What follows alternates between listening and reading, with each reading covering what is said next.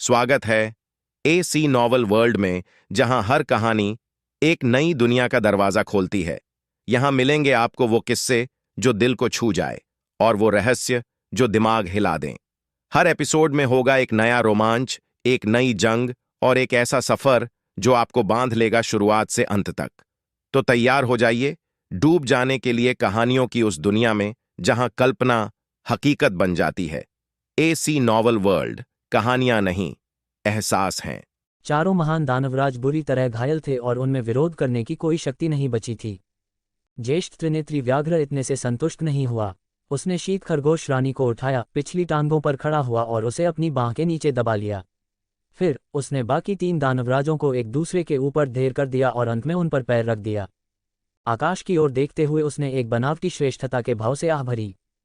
व्याघ्र दादा तो अपनी शक्ति छिपा रहे थे, बस तुम लोगों के साथ थोड़ा खेल रहे थे। क्या तुम लोगों ने सच में इसे गंभीरता से ले लिया? तुम लोगों ने मुझे अपनी असली शक्ति दिखाने के लिए मजबूर ही क्यों किया? अब सब शर्मिंदा हो गए हैं ना? मोहन और नगर प्रमुख के होंठ फड़फड़ा उठे। यह आदमी दिखावा करना कभी बंद नहीं करेगा। ऐसा लग रहा था जैसे ब्रह्म अमर लोक में प्रवेश करने से पहले स्वर्गीय दानव क्षेत्र के दानवराजों से अपनी रक्षा की उम्मीद करने वाला व्यक्ति वह नहीं था। उसके पैरों के नीचे के तीनों दानवराज एक शब्द भी नहीं बोले और केवल निराशा में अपना सिर झुकाकर उसे दिखावा करने दे सकते थे। जो जीतता है वह मालिक होता है और वह जो चाहे कर सकता है। क्या तुम संतुष्ट हो? हम संतुष्ट हैं, हम संतुष्ट हैं। शीत खरगोश रानी, जो बेहोश हो चुकी थी, को छोड़कर अन्य तीनों दानवराजों ने तुरंत आत्मसमर्पण कर दिया। तुम्हारा दादा कौन है? ज्येष्ठ त्रिनेत्री व्याघ्र ने अपनी थोड़ी ऊपर उठाए, अत्यंत प्रसन्न दिख रहा था। तीनों दानवों को अत्यधिक दुख महसूस हुआ। इस व्यक्ति के शक्तिशाली बनने के बाद उसका चेहरा किसी और से भी अधिक घिनौना हो गया था। आप दादा हैं? तीनों दानव इतने उदास थे कि वे फिर से खून की उल्टी करना चाहते थे। आरव चुप रह गया। तो स्वर्गीय दानव क्षेत्र के लोग जब वार करते हैं तो किसी से भी ज्यादा घमंडी होते हैं, लेकिन जब आत्मसमर्पण करते हैं तो किसी से भी ज्यादा तेजी से करते हैं। हा हा हा हा। ज्येष्ठ त्रिनेत्री व्याघ्र अपने जीवन में कभी इतना खुश नहीं हुआ था। उसे आखिरकार आज़ादी की सांस मिली थी।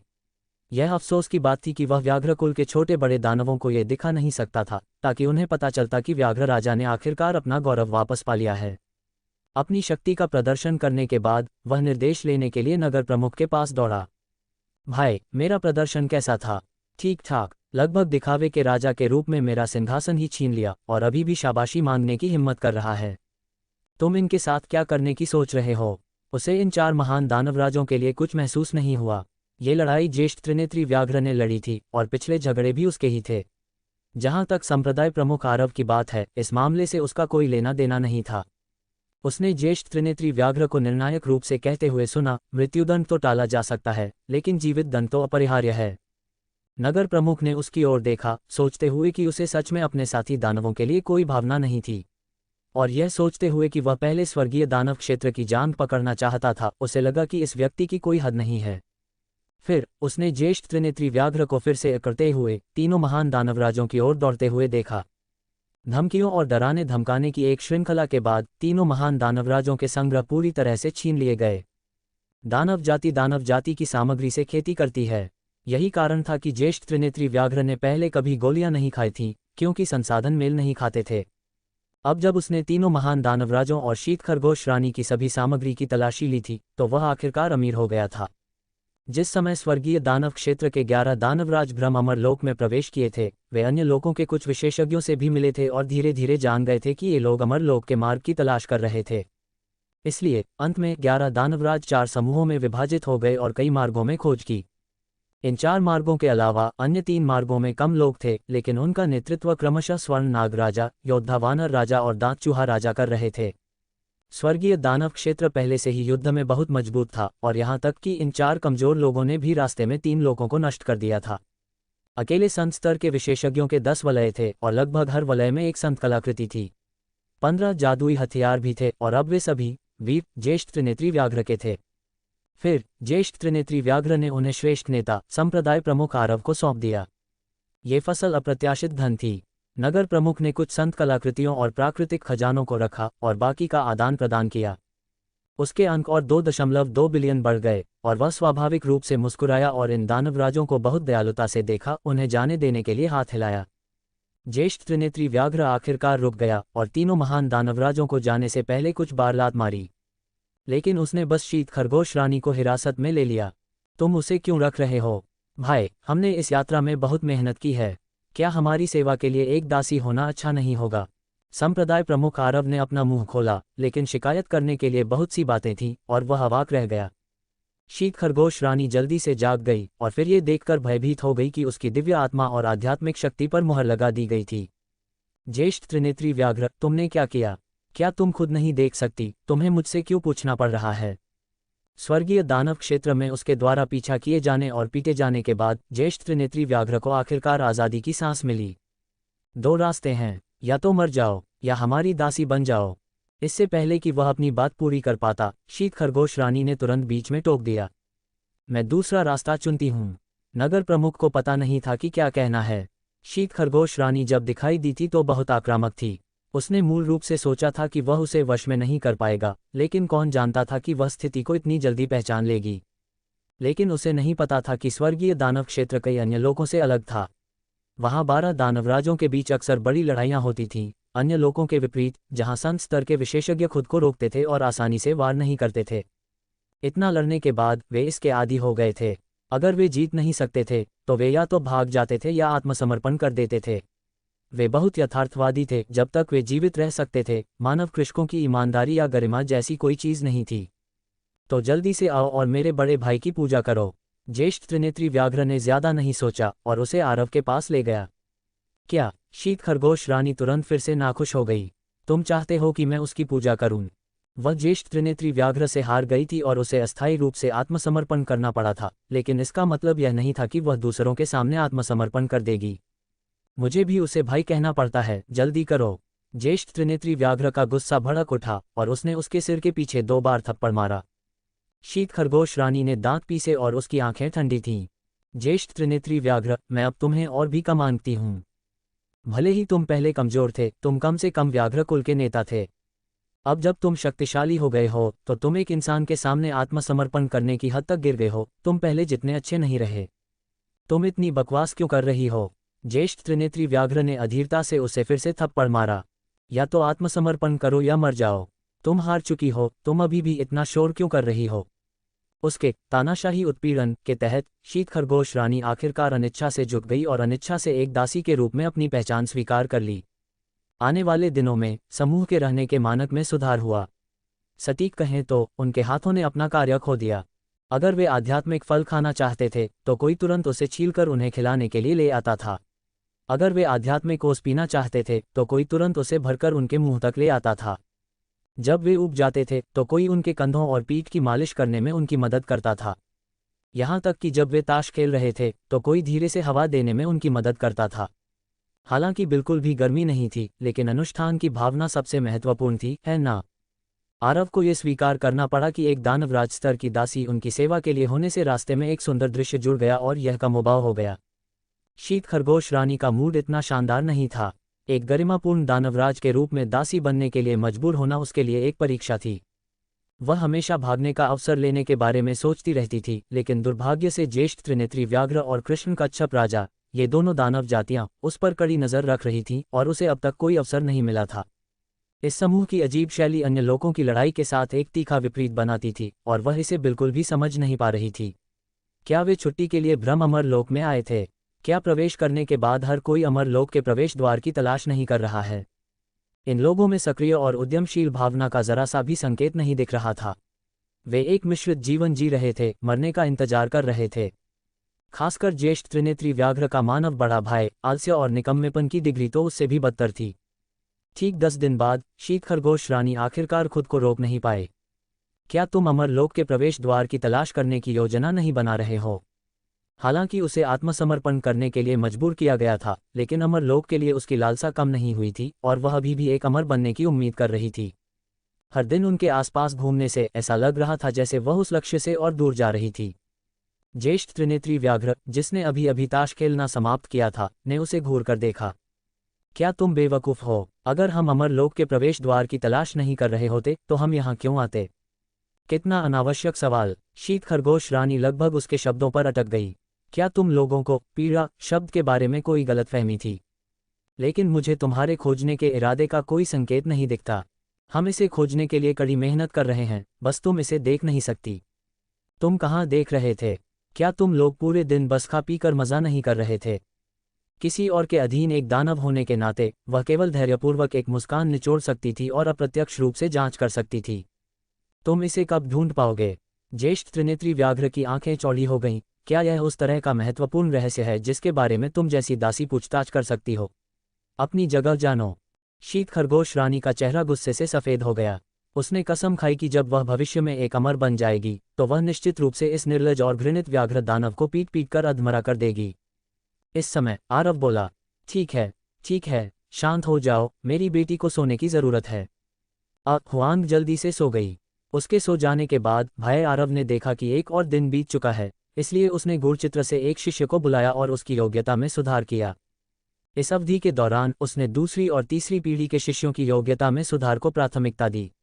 उसने उनकी योग्यताओं को चौथे ग्रेड से तीसरे ग्रेड तक बढ़ाया। आखिरकार इस समूह के लोगों का क्षेत्र राजभवन लोक को पार कर चुका था और बाद में जितने अंक दिए जाते थे, अगर उन्हें पहले नहीं बढ़ाया जाता था तो उसे उतना ही नुकसान होता था। शीत खरगोश रानी यह समझ नहीं पाई कि वह क्या कर रहा था और योग्यता में सुधार की सतह पर कोई विशेष प्रभाव नहीं था। ज्येष्ठ त्रिनेत्री व्याघ्र और कृष्ण कच्छप राजा इतने दयालु नहीं होंगे कि उसके लिए विज्ञान को लोकप्रिय बनाएं। कहीं ऐसा न हो कि खुशामद करने के लिए एक और प्रतियोगी आ जाए। पहली बार जब उसने एक निम्न स्तर के मानव जाति को हवा से बाहर निकलते हुए देखा तो शीत खरगोश रानी बेहद हैरान थी। लेकिन लंबे समय के बाद वह इसकी आदी हो गई। वह केवल इतना जानती थी कि ये लोग आरव के शिष्य थे। शायद उसके पास कोई विशेष जादुई हथियार था जो लोगों को समायोजित कर सकता था। गरज, एक हिंसक दहाड़ अचानक सामने से आए, बहरा कर देने वाली। ब्रह्मअमर लोक की दृढ़ता को देखते हुए इसे उड़ाया नहीं जाएगा, लेकिन जमीन लगातार हिल रही थी। धुआं और धूल आकाश में सौड़ और आसपास की उड़ती रेत और अशांत धाराएं तेजी से घेरे में घूम रही थीं। केंद्र में एक विशाल वानर जिसका शरीर लाल प्रकाश के समूहों से घिरा हुआ था और सैकड़ों हजारों मीटर का शरीर था, आकाश से नीचे उतरा। पिछला वार उसके हाथ में दरारों और पैटर्न से भरी पत्थर की छड़ी से मारा गया था। योद्धा वानर राजा और मुर्गी रानी। इस विशाल वानर के पीछे भड़कीली मुर्गी रानी, जिसका पूरा शरीर भव्य रूप से आकर्षक था, मुर्गी रानी थी। हालांकि मुर्गी रानी इतनी भावनात्मक रूप से उत्तेजित नहीं लग रही थी, बल्कि इसके बजाय उसने अपना सिर झुका लिया था, जैसे कि वह पीड़ित थी। शीत खरगोश रानी को उम्मीद थी कि अन्य दानवराज उसे बचाने के लिए आएंगे। उदाहरण के लिए स्वर्ण नाग राजा, दांत चूहा राजा और भक्षण कुत्ता राजा सभी दानवराज के चरम स्तर पर सुपर पावर हाउस थे। लेकिन अपने सामने के दो दानवराजों को देखने के बाद उसने कोई खुशी नहीं दिखाई, क्योंकि नेता योद्धा वानर राजा था। युद्ध शक्ति के मामले में योद्धा वानर राजा केवल स्वर्ण नाग राजा के बाद दूसरे स्थान पर है। लेकिन वह बहुत झगड़ालू था और अन्य दानवराज अक्सर उसके द्वारा पीटे जाते थे। बस इतना ही, ये दानवराज चिड़चिड़ा है और पूरी तरह से संवाद करने में असमर्थ है। ये बस एक पूरा पागल है। उसके पीछे मुर्गी रानी को देखकर आप देख सकते हैं कि रास्ते में उसके साथ टीम बनाना बहुत पीड़ादायक रहा होगा। ज्येष्ठ त्रिनेत्री व्याघ्र, बाहर निकलो और लड़ो। दिखाई देने के बाद योद्धा वानर राजा की लाल आंखों में केवल अत्याचार और पागलपन था, जैसे कि अगर वह सहमत नहीं हुआ तो वह अगले ही पल सबको एक साथ पीट देगा। ज्येष्ठ त्रिनेत्री व्याघ्र ने पहले क्या किया था, इसका उसने बिल्कुल भी उल्लेख नहीं किया। शायद पिछली बार का डर बहुत गहरा था। बैंगनी सुनहरा दानव देह वाले ज्येष्ठ त्रिनेत्री व्याघ्र ने मदद नहीं की, लेकिन अपना सिर वापस सिकोड़ लिया। जब पहले उग्र व्याघ्र राजा अभी भी वहां थे तो वह योद्धा वानर राजा के साथ बराबरी पर लड़ सकता था। इसी कारण से भी पुराने उग्र व्याघ्र राजा की उम्र खत्म होने के बाद वह कई बार व्याघ्र कुल में आया था ताकि ज्येष्ठ त्रिनेत्री व्याघ्र को निर्णायक युद्ध के लिए ढूंढ सके।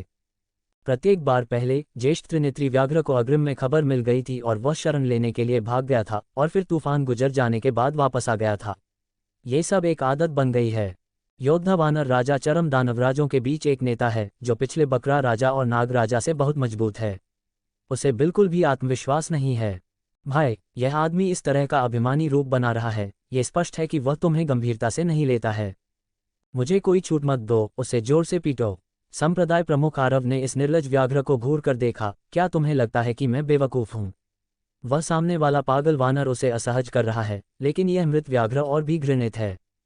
उसने उसे उकसाया भी, मुझे बंदूक के रूप में इस्तेमाल कर रहा है। तुम मजबूत बनना चाहते हो तो काफ़ी मजबूत बनो। भाई, ये योद्धा वानर राजा है। तो क्या लोग तुम्हारी ओर इशारा कर रहे हैं, मेरी ओर नहीं? भाई आरव ने अपने होंठ सिकोड़े। मैं तुम्हारी सुर्खियां चुराने में कैसे शर्मिंदा हो सकता हूँ? ज्येष्ठ त्रिनेत्री व्याघ्र का मुंह सूख गया और उसका चेहरा ढह गया। अगर आरव मदद नहीं करता है तो वह केवल दूसरों पर भरोसा कर सकता है। शीत खरगोश रानी को भूल जाओ, यह महिला दानव तो उसे पीटने के लिए उत्सुक है। कृष्ण कच्छप राजा, इसे भूल जाओ, उसकी ताकत खुद से बेहतर नहीं है। उसने फिर से मोहन को एक याचिका भरी नजर से देखा। खैर, ये बूढ़ा व्यक्ति खुशी मना रहा है, उससे मदद की उम्मीद भी मत करो। अंत में वह केवल हुआन की जांघ को फिर से गले लगा सकता है। छोटी बहन, तुम्हें मुझे बचाना होगा, बाहर का वानर बुरा है, जब वह पागल हो जाता है तो वह तुम्हारे पिता को भी पीटेगा। भाई आरव ने एक आग देखी, धिक्कार है, सौभाग्य से उसने इसे एक आत्मा पालतू जानवर के रूप में स्वीकार नहीं किया, नहीं तो अगर वह इसे बाहर ले जाता तो वह अपना चेहरा खो देता। बच्चों को भ्रष्ट मत करो। उसने ज्येष्ठ त्रिनेत्री व्याघ्र को योद्धा वानर राजा के सामने लात मारी। ज्येष्ठ त्रिनेत्री व्याघ्र, अपनी प्रतिज्ञा को देखो, मैं गारंटी देता हूं कि मैं तुम्हें पीट पीट कर नहीं मारूंगा, तुम किस बात से डर रहे हो। योद्धा वानर राजा की आवाज एक नुकीली स्टील की कील की तरह थी और उसकी धीमी हंसी से लोगों को सिहरन महसूस होती थी। जब वास्तव में कोई रास्ता नहीं बचा था तो ज्येष्ठ त्रिनेत्री व्याघ्र ने भी सब कुछ दांव पर लगा दिया। मैं डरता हूं कि तुम्हारी बहन दादा व्याघ्र को संतुष्ट करने के लिए काफी मजबूत नहीं है। जैसे ही ये शब्द बाहर आए, शीत खरगोश रानी और मुर्गी रानी ने एक ही समय में उसे गुप्त रूप से अंगूठा दिखाया। भाई, तुम भयंकर हो। योद्धा वानर राजा की वास्तव में एक छोटी बहन है, लेकिन उसकी प्रतिभा बहुत अधिक नहीं है और वह वर्तमान में केवल एक महान दानव है। इसे उसकी विपरीत माप के रूप में माना जा सकता है। हे, हा हा हा हा हा, तुम्हारे पास आखिरकार कुछ हिम्मत है। धमाका। पत्थर की छड़ी, जो सैकड़ों हजारों मीटर लंबी थी, एक अंधेरे बिजली के बोल्ट की तरह थी और वह अचानक नीचे गिर गई। ज्येष्ठ त्रिनेत्री व्याघ्र तेजी से चमका और पत्थर की छड़ी जमीन पर पटक दी गई। पृथ्वी हिल गई और विनाश की सांस के साथ लहरों ने शून्य में अनगिनत उड़ती रेत को धूल में मिला दिया। गर्म लहर ऊपर उठी, लाल पैटर्न के घेरे बना रही थी। भाई आरव, जिसका युद्ध कला क्षेत्र अमर स्तर तक पहुंच चुका है, ने इसे पहचाना, यह विनाश की युद्ध कला है। योद्धा वानर राजा की विनाश की युद्ध कला अमर स्तर से केवल एक कदम दूर है। इसमें कोई आश्चर्य नहीं कि ज्येष्ठ त्रिनेत्री व्याघ्र इससे इतना डरता है। दो महान पवित्र क्षेत्र सामने आए और ज्येष्ठ त्रिनेत्री व्याघ्र का पवित्र क्षेत्र तेजी से विघटित हो रहा था। विशाल पवित्र क्षेत्र जलते हुए सूरज द्वारा लगातार वाष्पित होने जैसा है, कमजोर और कमजोर होता जा रहा है। दूसरी तरफ दो दानवराजों ने भी करीब से सिर पर वार किया। शारीरिक रूप से लड़ना, ये ज्येष्ठ त्रिनेत्री व्याघ्र के लिए पासा पलटने का एकमात्र मौका है। गहरे सुनहरे दानव देह की चमक तेज हुई और श्वेत व्याघ्र ने वास्तव में शून्य में काली छाया खींची और फिर हिंसक रूप से रक्तलाल विशाल वानर से टकराया। धमाका धमाका धमाका। नुकीले पंजे बार बार पत्थर की छड़ी पर टूट पड़े, जिससे वास्तव में पत्थर की छड़ी पर और अधिक दरारें दिखाई देने लगीं। पेंग, गरज, बजरी के बड़े टुकड़े जमीन पर गिर गए। पत्थर की छड़ी ज्येष्ठ त्रिनेत्री व्याघ्र द्वारा तोड़ दी गई। इस दृश्य ने उसके पीछे मुर्गी रानी को चौंका दिया। लड़ाई की शुरुआत से वह बहुत दूर पीछे हट गई थी। योद्धा वानर राजा को एक साथ लड़ने में मदद करने का कोई इरादा नहीं था। ईमानदारी से एक दर्शक होने के नाते मैंने सोचा था कि मैं योद्धा वानर राजा को अन्य दानव राजों को हिंसक रूप से पीटते हुए एक और दृश्य देखूंगा। कौन जानता था कि ज्येष्ठ त्रिनेत्री व्याघ्र वास्तव में लड़ते समय इतना दृढ़ होगा। हालांकि योद्धा वानर राजा की पत्थर की छड़ी एक परी हथियार नहीं है, लेकिन ये कोई साधारण पत्थर भी नहीं है। इसका उपयोग लाखों करोड़ों वर्षों से बिना टूटे किया गया है। कौन जानता था कि आज ये ज्येष्ठ त्रिनेत्री व्याघ्र द्वारा नुकीले पंजों की एक जोड़ी से नष्ट कर दिया जाएगा। अगर यह वापस भेज दिया जाता है तो मुझे डर है कि बड़े भाई स्वर्ण नाग राजा आश्चर्यचकित होंगे, है ना। ज्येष्ठ त्रिनेत्री व्याघ्र उड़ गया है। शानदार। योद्धा वानर राजा गुस्से में नहीं था, बल्कि उत्साहित था और चिल्लाया, तुम्हारा दादा और भी खुश है। ज्येष्ठ त्रिनेत्री व्याघ्र ने भी गुस्से से लड़ाई लड़ी और पत्थर की छड़ी को नष्ट करने के बाद उसने धीरे धीरे आत्मविश्वास हासिल किया। तो ये पता चला कि मेरा दानव देह इतना मजबूत है। पूर्व का दुस्वप्न योद्धा वानर राजा अजय नहीं है। धिक्कार है, डरने की क्या बात है। पेंग पेंग पेंग। दो विशाल शरीर शून्य में पागलपन की तरह एक दूसरे पर बमबारी कर रहे थे। मुट्ठी मांस से टकरा रही थी, न सुलझने वाले तरीके से लड़ रहे थे और खून और मांस हर जगह उड़ रहा था। जबकि मोहन वर्जित बाधा स्थापित कर रहा था, उसने अपना सिर हिलाया। इस व्याघ्र दानव के लिए गहरे सुनहरे दानव देह का इस तरह से उपयोग करना वास्तव में बर्बादी है। आरव ने हल्के से कहा, उस वानर का क्षेत्र, आध्यात्मिक शक्ति क्षेत्र और लड़ने के कौशल सभी उससे कहीं ज्यादा मजबूत हैं, इसलिए कोई रास्ता नहीं है। संप्रदाय प्रमुख ने जो कहा वह बहुत सच है। ये कहना होगा कि वह वानर एक पवित्र शरीर और एक दानव शरीर के साथ इस तरह से लड़ने में सक्षम होने के लिए असाधारण रूप से प्रतिभाशाली है। ये लड़ाई एक पूरा घंटा चली। दोनों दानवराजों के शरीर घावों से ढके हुए थे, खून एक झरने की तरह बह रहा था और सफ़ेद हड्डियां उजागर हो गई थीं। नीचे की पीली पृथ्वी को सैकड़ों मील तक लाल कर दिया था। यह अत्यंत दुखद था। योद्धा वानर राजा की आभा धीरे धीरे कमजोर हो गई। अब उसके पास वह भयंकर और जबरदस्त आभा नहीं थी जो उसके पहली बार दिखाई देने पर थी। पवित्र शरीर की सीमा आखिरकार गहरे सुनहरे दानव देह जितनी अच्छी नहीं है। समान चोटें लगने के बाद ज्येष्ठ त्रिनेत्री व्याघ्र लड़ते लड़ते और अधिक साहसी होता गया और इस समय भी गिरावट के कोई संकेत नहीं दिखा रहा था। आओ, क्या तुम बहुत अभिमानी नहीं हो? क्या तुम्हें लड़ना पसंद नहीं है? धमाका धमाका धमाका। योद्धा वानर राजा वास्तव में पीछे नहीं हटा और हठपूर्वक विरोध किया। एक और आधा घंटा बीतने के बाद विशाल वानर शरीर दुर्घटनाग्रस्त हो गया। लगातार विशाल पर्वत जमीन पर पटकने जैसा आकाश बहुत उज्जवल हो गया। थू! ज्येष्ठ त्रिनेत्री व्याघ्र ने लात मारी और जमीन पर योद्धा वानर राजा को दूर लात मारी गई, एक लाश की तरह, बिना किसी हरकत के। मुर्गी रानी वास्तव में हक्की बक्की रह गई थी। उसने बिल्कुल भी हिलने की हिम्मत नहीं की और शीत खरगोश रानी की आंखों में भी एक सुस्त नजर थी। स्वर्गीय दानव क्षेत्र को लगभग 10 मिलियन वर्षों तक घूमने वाला स्वर्ण नाग राजा को छोड़कर अन्य दानवों ने योद्धा वानर राजा को भगाने की हिम्मत नहीं की थी। उसे पीट पीट कर मार डाला गया था। दानव जाति की शर्म, ज्येष्ठ त्रिनेत्री व्याघ्र द्वारा मारा गया। पूरी प्रक्रिया देखने के बाद भी वह अभी भी विश्वास नहीं कर पाए। ज्येष्ठ त्रिनेत्री व्याघ्र ने निश्चित रूप से उनकी प्रतिक्रियाओं को देखा और फिर से कांपने से खुद को रोक नहीं पाया। इस लड़ाई के साथ मैं अपने व्याघ्र कुल के मजबूत उदय की घोषणा करता हूँ। मेरी यात्रा कभी भी केवल स्वर्गीय दानव क्षेत्र नहीं रही है, बल्कि स्वर्ग अमर और दानवों से भरा हुआ है। इस चोनिबियो किशोर अवस्था की अत्यात्म विश्वास से भरी बनावट ने भाई आरव को शिकायत करने के लिए प्रेरित किया। वाह, भाई व्याघ्र बहुत सुंदर है।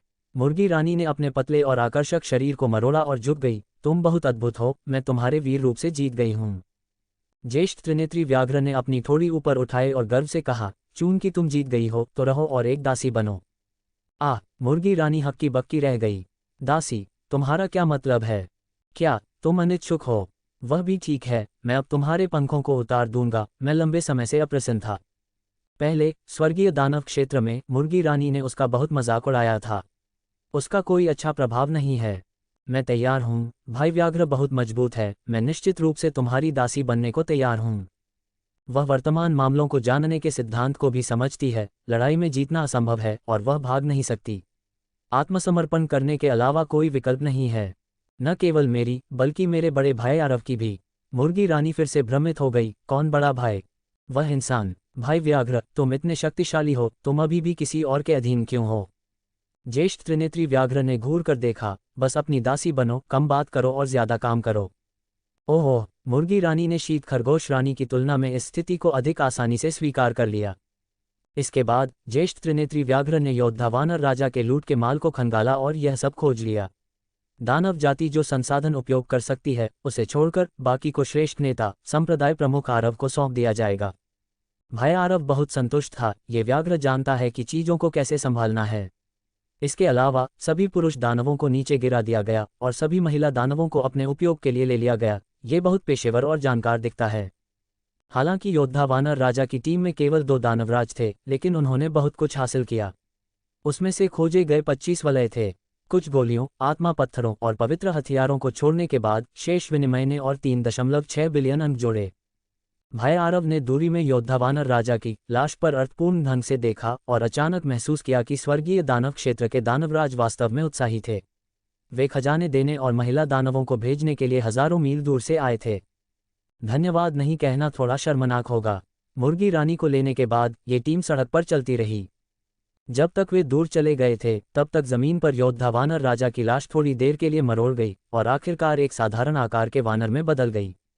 इसके बाद वह फिर से बैठ गया। उसकी आंखों में रक्त का रंग फीका पड़ गया था और उसमें अब सामान्य हिंसक आभा नहीं थी, बल्कि इसके बजाय धूर्तता से चमक रही थी। अगर स्वर्गीय दानव क्षेत्र के उन दानवराजों ने उसे फिर से देखा तो वे शायद उसकी पहचान पर संदेह करेंगे। मुझे वास्तव में इस विपत्ति से बचने के लिए अपनी मौत का नाटक करना पड़ा। उसने अपने शरीर को हिलाया जो अलग होने वाला था, खड़ा हुआ और भ्रम में दूरी पर देखा। ज्येष्ठ त्रिनेत्री व्याघ्र के शरीर के साथ वास्तव में क्या हो रहा है? वह इतना मजबूत क्यों है? दूसरी तरफ मुर्गी रानी लगन से आरव के लिए शराब डाल रही थी, जबकि गुप्त रूप से अपनी आवाज भेज रही थी। शीत खरगोश रानी, तुम मुझसे पहले आई थी। इस आरव में क्या खास है? हालांकि उसे दासी बनने के लिए मजबूर किया गया था, वह एक निर्बुद्धि कठपुतली नहीं थी। उसके अभी भी विचार थे। ज्येष्ठ त्रिनेत्री व्याघ्र पहले से ही इतना शक्तिशाली है, वह अभी भी उसके लिए हीन क्यों है? शीत खरगोश रानी, जो ज्येष्ठ त्रिनेत्री व्याघ्र के कंधों को गूंद रही थी, ने ठंडे ढंग से कहा, मुझे कैसे पता चलेगा? वह आरव उसी तरह का व्यक्ति है जैसे वह है। मैं इतने दिनों से यहाँ हूँ और मैंने उन्हें कभी खेती करते हुए नहीं देखा। क्या यह इसलिए हो सकता है क्योंकि उनके स्वाद समान हैं? मुर्गी रानी थोड़ी हैरान थी। आरव का क्षेत्र उसके मध्य चरण दानवराज जितना ऊंचा नहीं है, केवल पवित्र लोक के शुरुआती चरण में है। हर दिन स्पष्ट रूप से एक शिष्य को बुलाने में सक्षम होने के अलावा उसने वास्तव में कोई अन्य आकर्षण नहीं देखा। हालांकि ज्येष्ठ त्रिनेत्री व्याघ्र उसका बहुत सम्मान करता है और उसे हर दिन इतनी मधुरता से भाई कहकर बुलाता है। ऐसा लगता है कि जब स्वर्ण नाग राजा यहाँ आएगा तभी हम बच सकते हैं। मुर्गी रानी ने शीत खरगोश रानी के इस वाक्य का खंडन नहीं किया। 12 दानवराजों में से एक के रूप में स्वर्ण नाग राजा की युद्ध शक्ति योद्धा वानर राजा की तुलना में कहीं ज्यादा मजबूत है। यहाँ तक कि यह भी कहा जा सकता है कि अन्य 11 दानवराज मिलकर भी उसे हरा नहीं सकते हैं। यह उसके कारण ही है कि स्वर्गीय दानव क्षेत्र निचले लोक के शीर्ष 10,000 लोकों में से हो सकता है। दल ने अगले 3 महीने तक यात्रा की और समय शांति से बीता। ब्रह्मअमर लोक इतना विशाल है कि जब तक जानबूझकर न खोजा जाए तब तक अन्य क्षेत्रों के विशेषज्ञों से मिलना मुश्किल है। आरव स्वर्गीय दानव क्षेत्र या कुछ अन्य प्रमुख क्षेत्रों जैसा नहीं था, जो हर जगह दूसरों पर हमला करने के बारे में सोचते थे। वास्तव में जब तक दूसरे उसे उकसाते नहीं थे तब तक उसके मन में आक्रमण की कोई इच्छा नहीं थी। ऐसा इसलिए नहीं था क्योंकि वह परोपकारी था, बल्कि इसलिए कि ये बहुत थकाऊ था। क्या हर दिन लेटे रहना बेहतर नहीं था? जहां तक मुर्गी रानी और शीत खरगोश रानी की बात है, उन्होंने रास्ते में कई बार ज्येष्ठ त्रिनेत्री व्याघ्र को गुप्त रूप से उकसाने की कोशिश की। तुम इतने शक्तिशाली हो, किसी के अधीन क्यों झुकते हो? व्याघ्र, जब तक तुम इस इंसान को छोड़ दोगे, हम भविष्य में अमर लोक तक तुम्हारा साथ देंगे। लोग ईमानदार और शक्तिशाली विशेषज्ञों की प्रशंसा करते हैं, न कि किसी और के मातहत की। व्याघ्र, तुम्हारे पास ताकत है, लेकिन तुम्हें महत्वाकांक्षा की कमी है। दुर्भाग्य से ईमानदार सलाह कड़वी होती है। ज्येष्ठ त्रिनेत्री व्याघ्र ने न केवल सुना नहीं, बल्कि वह गुस्सा भी हो गया और उन्हें पीटा भी। मैं तुम्हें उकसाने दूंगा, मैं तुम्हें परेशानी खड़ी करने दूंगा। तुम हमेशा मुझे नुकसान पहुंचाने के बारे में सोचते रहते हो। वह संप्रदाय प्रमुख आरव का साथ नहीं छोड़ना चाहता था। भविष्य में योग्यता में संभावित सुधार का उल्लेख न करें, केवल गहरे सुनहरे दानव देह दिखावा करने का एक उपकरण आरव के बिना संभव नहीं होता। इसके अलावा भय आरव का अनुसरण करने का मतलब था मारे जाने की चिंता न करना। अब कोई उसे दूर नहीं भगा सकता था और ये दोनों दानव वास्तव में उसे अपना व्यवसाय शुरू करने के लिए उकसाने की कोशिश कर रहे थे, जो सीधे तौर पर उसके खिलाफ जा रहा था। 2 बार पीटे जाने के बाद मुर्गी रानी और शीत खरगोश रानी आखिरकार कुछ देर के लिए शांत हो गईं। एक दिन उनके सिर के ऊपर अस्थि शोधन बैनर अचानक हिल उठा। बैनर तीव्र बैंगनी प्रकाश से चमका, सामने दाईं ओर इशारा कर रहा था, जैसे कि वह हवा को तोड़कर उस दिशा में उड़ना चाहता हो। क्या हो रहा है? ये जादुई हथियार क्यों हिल रहा है? क्या यह अमरलोक के मार्ग की ओर इशारा कर रहा है? मोहन थोड़ा हैरान और अनिश्चित था। ब्रह्म अमरलोक को 9 विरासत जादुई हथियारों द्वारा खोला गया था, इसलिए अमरलोक के सुराग 9 जादुई हथियारों में पाए जाने की सबसे अधिक संभावना थी। क्या हमें दिशा बदलनी चाहिए? वेदी की दिशा पहले से ही मूल रूप से स्पष्ट थी और यह अस्थि शोधन बैनर द्वारा इंगित मार्ग से एक अलग रास्ता था। पहले वेदी पर चलते हैं। भय आरव ने अपना हाथ हिलाया, अस्थि शोधन बैनर के मार्गदर्शन को अनदेखा करने का फैसला किया। भाई, क्यों? ज्येष्ठ त्रिनेत्री व्याघ्र थोड़ा पजल्ड था। मोहन ने दूसरी ओर प्रतिक्रिया दी।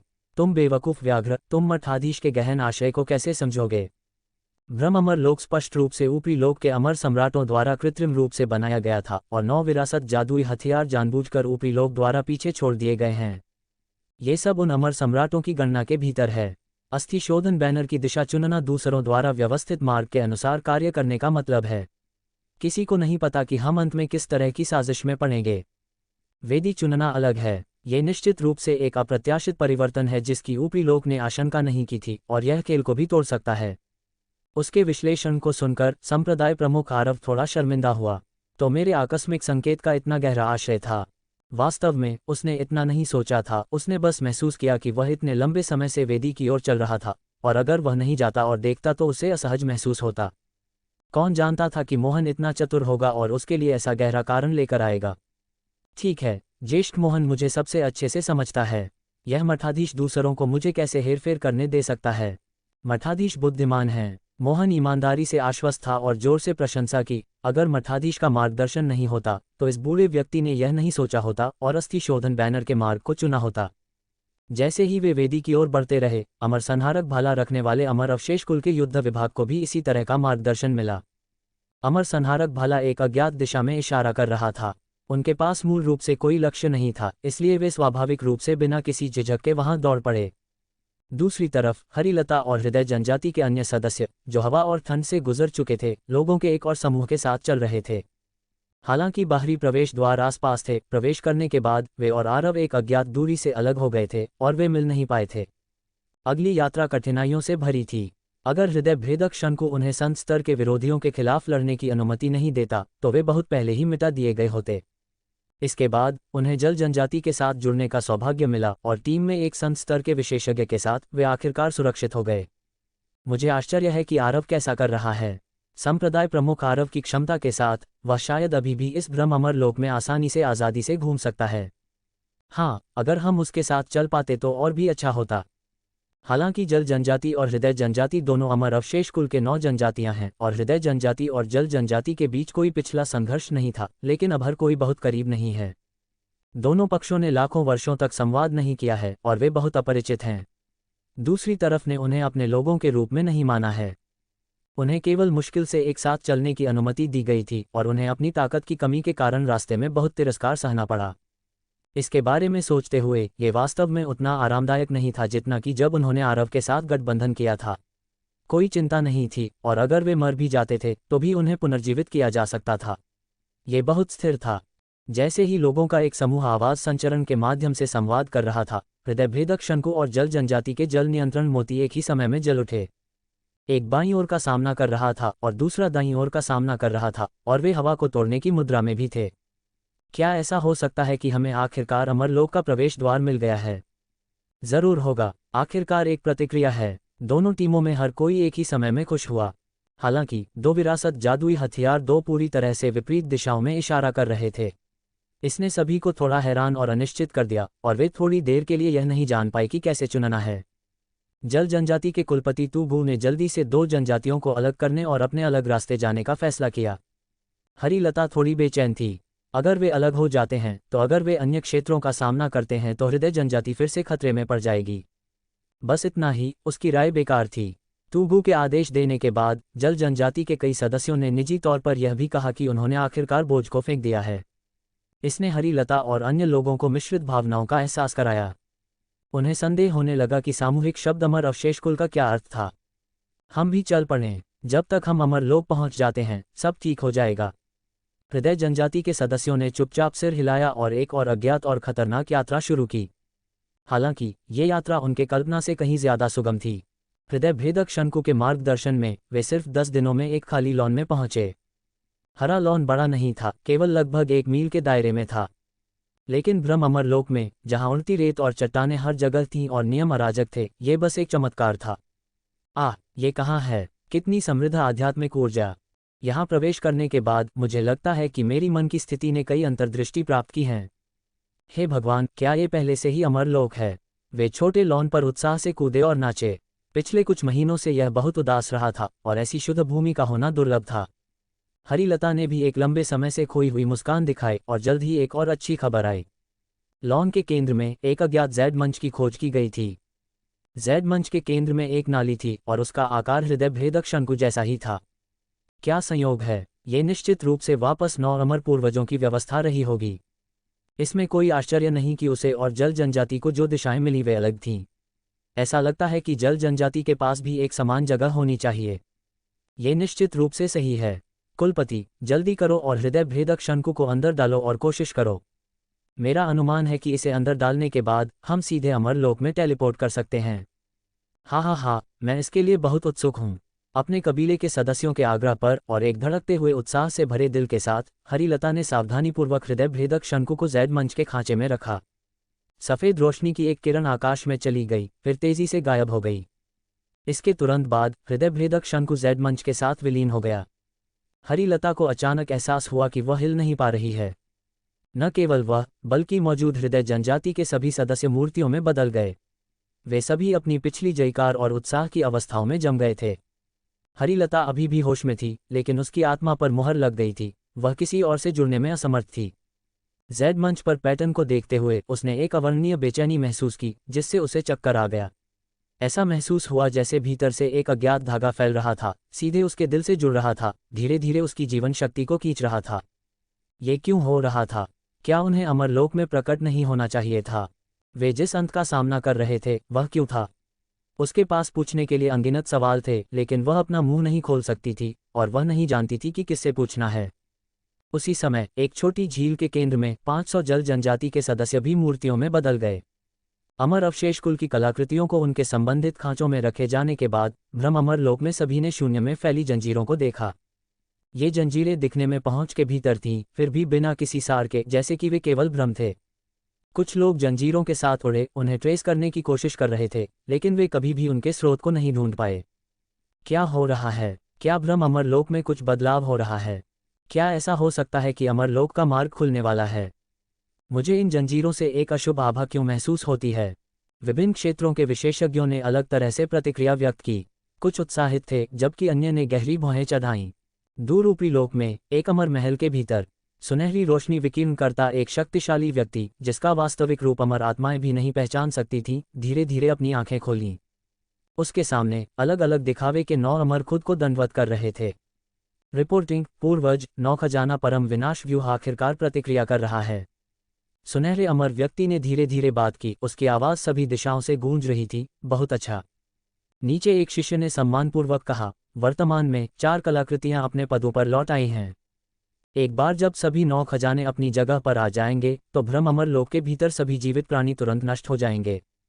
इस अभियान के माध्यम से लाखों करोड़ों वर्षों में संचित निचले लोक का सार पूरी तरह से समाप्त हो जाएगा। ये योजना लाखों करोड़ों साल पहले बिछाई गई थी। निचले भाग में अराजक बंजर भूमि को डुबोना, आरोहण के नियमों को बाधित करना और निचले लोक से आरोहकों को अवरुद्ध करना केवल पहला कदम था। इस कदम में वास्तव में अभी भी कमियां थीं। निचले लोक के अनगिनत क्षेत्रों में सभी प्रकार के प्रतिभाशाली दिखाई दे सकते थे, खासकर लोक के चुने हुए के भाग्य वाले। लाखों वर्षों में वे संत लोक की सीमाओं को पार करने के बिंदु तक भी खेती कर सकते थे। आखिरकार वे स्वर्ग और पृथ्वी के नियमों की अस्वीकृति को ट्रिगर करेंगे, उन्हें निचले लोक से जबरन बाहर निकाल देंगे। अमर अवशेष कुल के 9 अमर वापस अमर लोक में इसी कारण से लौटे थे। इसे अंकुर में ही खत्म करने के लिए अमर लोक के शक्तिशाली व्यक्तियों ने अग्रिम में भ्रम अमर लोक में 9 खजाना परम विनाश व्यू स्थापित किया था। जब इस व्यू को सक्रिय किया जाता था, तो यह अपनी सीमा के भीतर प्राणियों की जीवन शक्ति को पोषण के रूप में खींचता था। उसी समय किसी को सक्रिय रूप से 9 कलाकृतियों को विपत्ति का सामना करने के लिए लाना पड़ता था। इस प्रकार अमर लोक के शक्तिशाली व्यक्तियों ने स्वर्ग को धोखा देने के लिए एकजुट हुए और 9 दिव्य अमर को निचले लोक में भेज दिया। मूल रूप से उन्होंने अमर राजाओं को भेजने की योजना बनाई थी, लेकिन अमर राजाओं की आभा बहुत मजबूत थी और वे उतरते ही स्वर्ग और पृथ्वी के नियमों को ट्रिगर कर देते थे, जिसके परिणामस्वरूप सभी 9 अमर राजाओं की मृत्यु हो गई। केवल चयन को दिव्य अमर तक कम करके ही वे नियमों द्वारा मिटाए जाने से मुश्किल से बच सकते थे। 9 दिव्य अमर ने निचले लोक में अमर अवशेष कुल का निर्माण किया। उन्होंने 9 कलाकृतियों को उनके लिए छोड़ दिया और भ्रम अमर लोक के अस्तित्व का खुलासा किया। जब अमर अवशेष कुल भविष्य में भ्रम अमर लोक को खोलेगा, तो विभिन्न क्षेत्रों के विशेषज्ञ 9 प्रवेश द्वारों के सामने कैसे अप्रभावित रह सकते थे। वे भी जांच करने के लिए अंदर आएंगे। कोई फर्क नहीं पड़ता कि 9 खजाने किसने प्राप्त किए, भले ही उन्हें साध्वी बंसी जैसे किसी व्यक्ति ने छीन लिया हो, वे आखिरकार मार्गदर्शन के अनुसार अपने संबंधित व्यूहांक के पदों पर लौट आएंगे। यह एक पूर्व निर्धारित विपत्ति थी। एक बार जब पोषण के रूप में विपत्ति का सामना करने वाले लोग समाप्त हो जाते थे और मर जाते थे, तो व्यूह रुक जाता था। उस समय भ्रम अमर लोक बंद हो जाएगा और 9 अनाड़ी कलाकृतियां निचले लोक में वापस बिखेर दी जाएंगी, भाग्यशाली लोगों द्वारा प्राप्त की जाएंगी। लाखों वर्षों के बाद जब निचले लोक के अनगिनत क्षेत्रों के शीर्ष विशेषज्ञ फिर से समृद्ध होंगे, तो 9 खजानों के नए मालिक आखिरकार भ्रम अमर लोक को फिर से खोलेंगे। हत्या का एक नया दौर पुनर्जन्म के एक चक्र की तरह अनगिनत क्षेत्रों के अभिजात वर्ग को पार कर जाएगा, बार बार निचले लोक को उठने का एक भी मौका दिए बिना। 9 दिव्य अमर ने निचले लोक को नष्ट क्यों नहीं किया?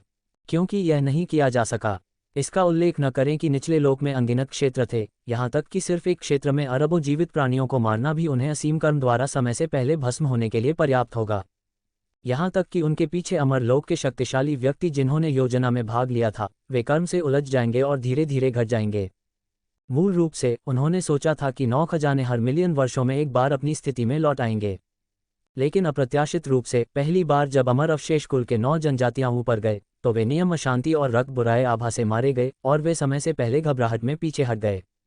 इससे भी अधिक अप्रत्याशित रूप से 9 जनजातियों के बीच अधिक से अधिक संघर्ष उत्पन्न हुए और उन्होंने लगभग 10 मिलियन वर्षों तक इसे फिर से खोलने के लिए कभी सहयोग नहीं किया। लेकिन सौभाग्य से यह आखिरकार अब खुल गया है। कुछ और दिनों तक इंतजार करने के बाद 8 कलाकृतियां अपनी स्थिति में लौट आई थीं। केवल आखिरी एक गायब था और व्यू सक्रिय हो जाएगा। अमरलोक में कई शीर्ष हस्तियां इस ऐतिहासिक क्षण के आने का इंतजार कर रही थीं। हालांकि अगले 3 महीनों तक इंतजार करने के बाद व्यू अभी भी पहले जैसी स्थिति में था और सक्रिय नहीं हुआ था। कौन सा वापस नहीं आया है? यह हस्ती शोधन बैनर है। हालांकि शक्तिशाली व्यक्तियों ने सैकड़ों लाखों वर्षों तक खेती की थी, कुछ महीने केवल पलक झपकते थे, लेकिन इस समय वे शायद ही कभी चिंता की भावना महसूस कर सकते थे।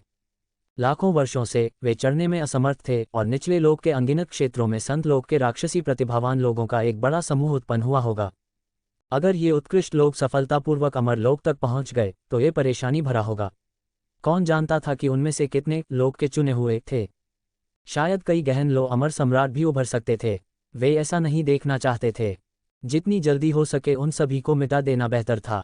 अगर वे कर सकते थे तो वे किसी को उन्हें आग्रह करने के लिए भेजना पसंद करते। जल्दी करो, टालमटोल करना बंद करो। अस्थि शोधन बैनर आपको आपके वर्तमान मिशन को पूरा करने के लिए दिया गया था, इसलिए जल्दी करो। स्वर्ग को धोखा देना और लोगों को फिर से नीचे भेजना इतना सरल नहीं था। वे ब्रह्म अमरलोक में हस्तक्षेप नहीं कर सकते थे और वे इंतजार करने के अलावा कुछ नहीं कर सकते थे। दुर्भाग्य से संप्रदाय प्रमुख आरव अमरलोक में इतने सारे शक्तिशाली व्यक्तियों के घनिष्ठ ध्यान को महसूस नहीं कर सकता था। संप्रदाय प्रमुख आरव अपने दिल में उनकी आवाज़ नहीं सुन सकता था। उसने आकाश में जंजीरों को देखा, लेकिन वह उदासीन रहा और वेदी की दिशा में दृढ़ता से आगे बढ़ता रहा। अगर अमरलोक के शक्तिशाली व्यक्तियों ने यह दृश्य देखा तो वे शायद गुस्से में उछल पड़ेंगे। वेदी ब्रह्म अमरलोक के नीचे डूबने में सक्षम होने की कुंजी थी। वेदी के दमन के कारण अराजक बंजर भूमि अमरलोक और निचले लोक के बीच सुरक्षित रूप से रह रही थी। अगर वेदी के साथ कुछ गलत हुआ तो क्या होगा? कोई भविष्यवाणी नहीं कर सकता था। उस दिन आरव और अन्य लोग आखिरकार वेदी के पास पहुंचे। अपने सामने अंतहीन काले जैड मंच को देखते हुए, जो इतना दूर आकाश तक फैला हुआ था कि वे किनारा नहीं देख सकते थे, सभी ने एक भयानक दबाव की लहर महसूस की। बूढ़े मोहन, तुम इसे वेदी कहते हो?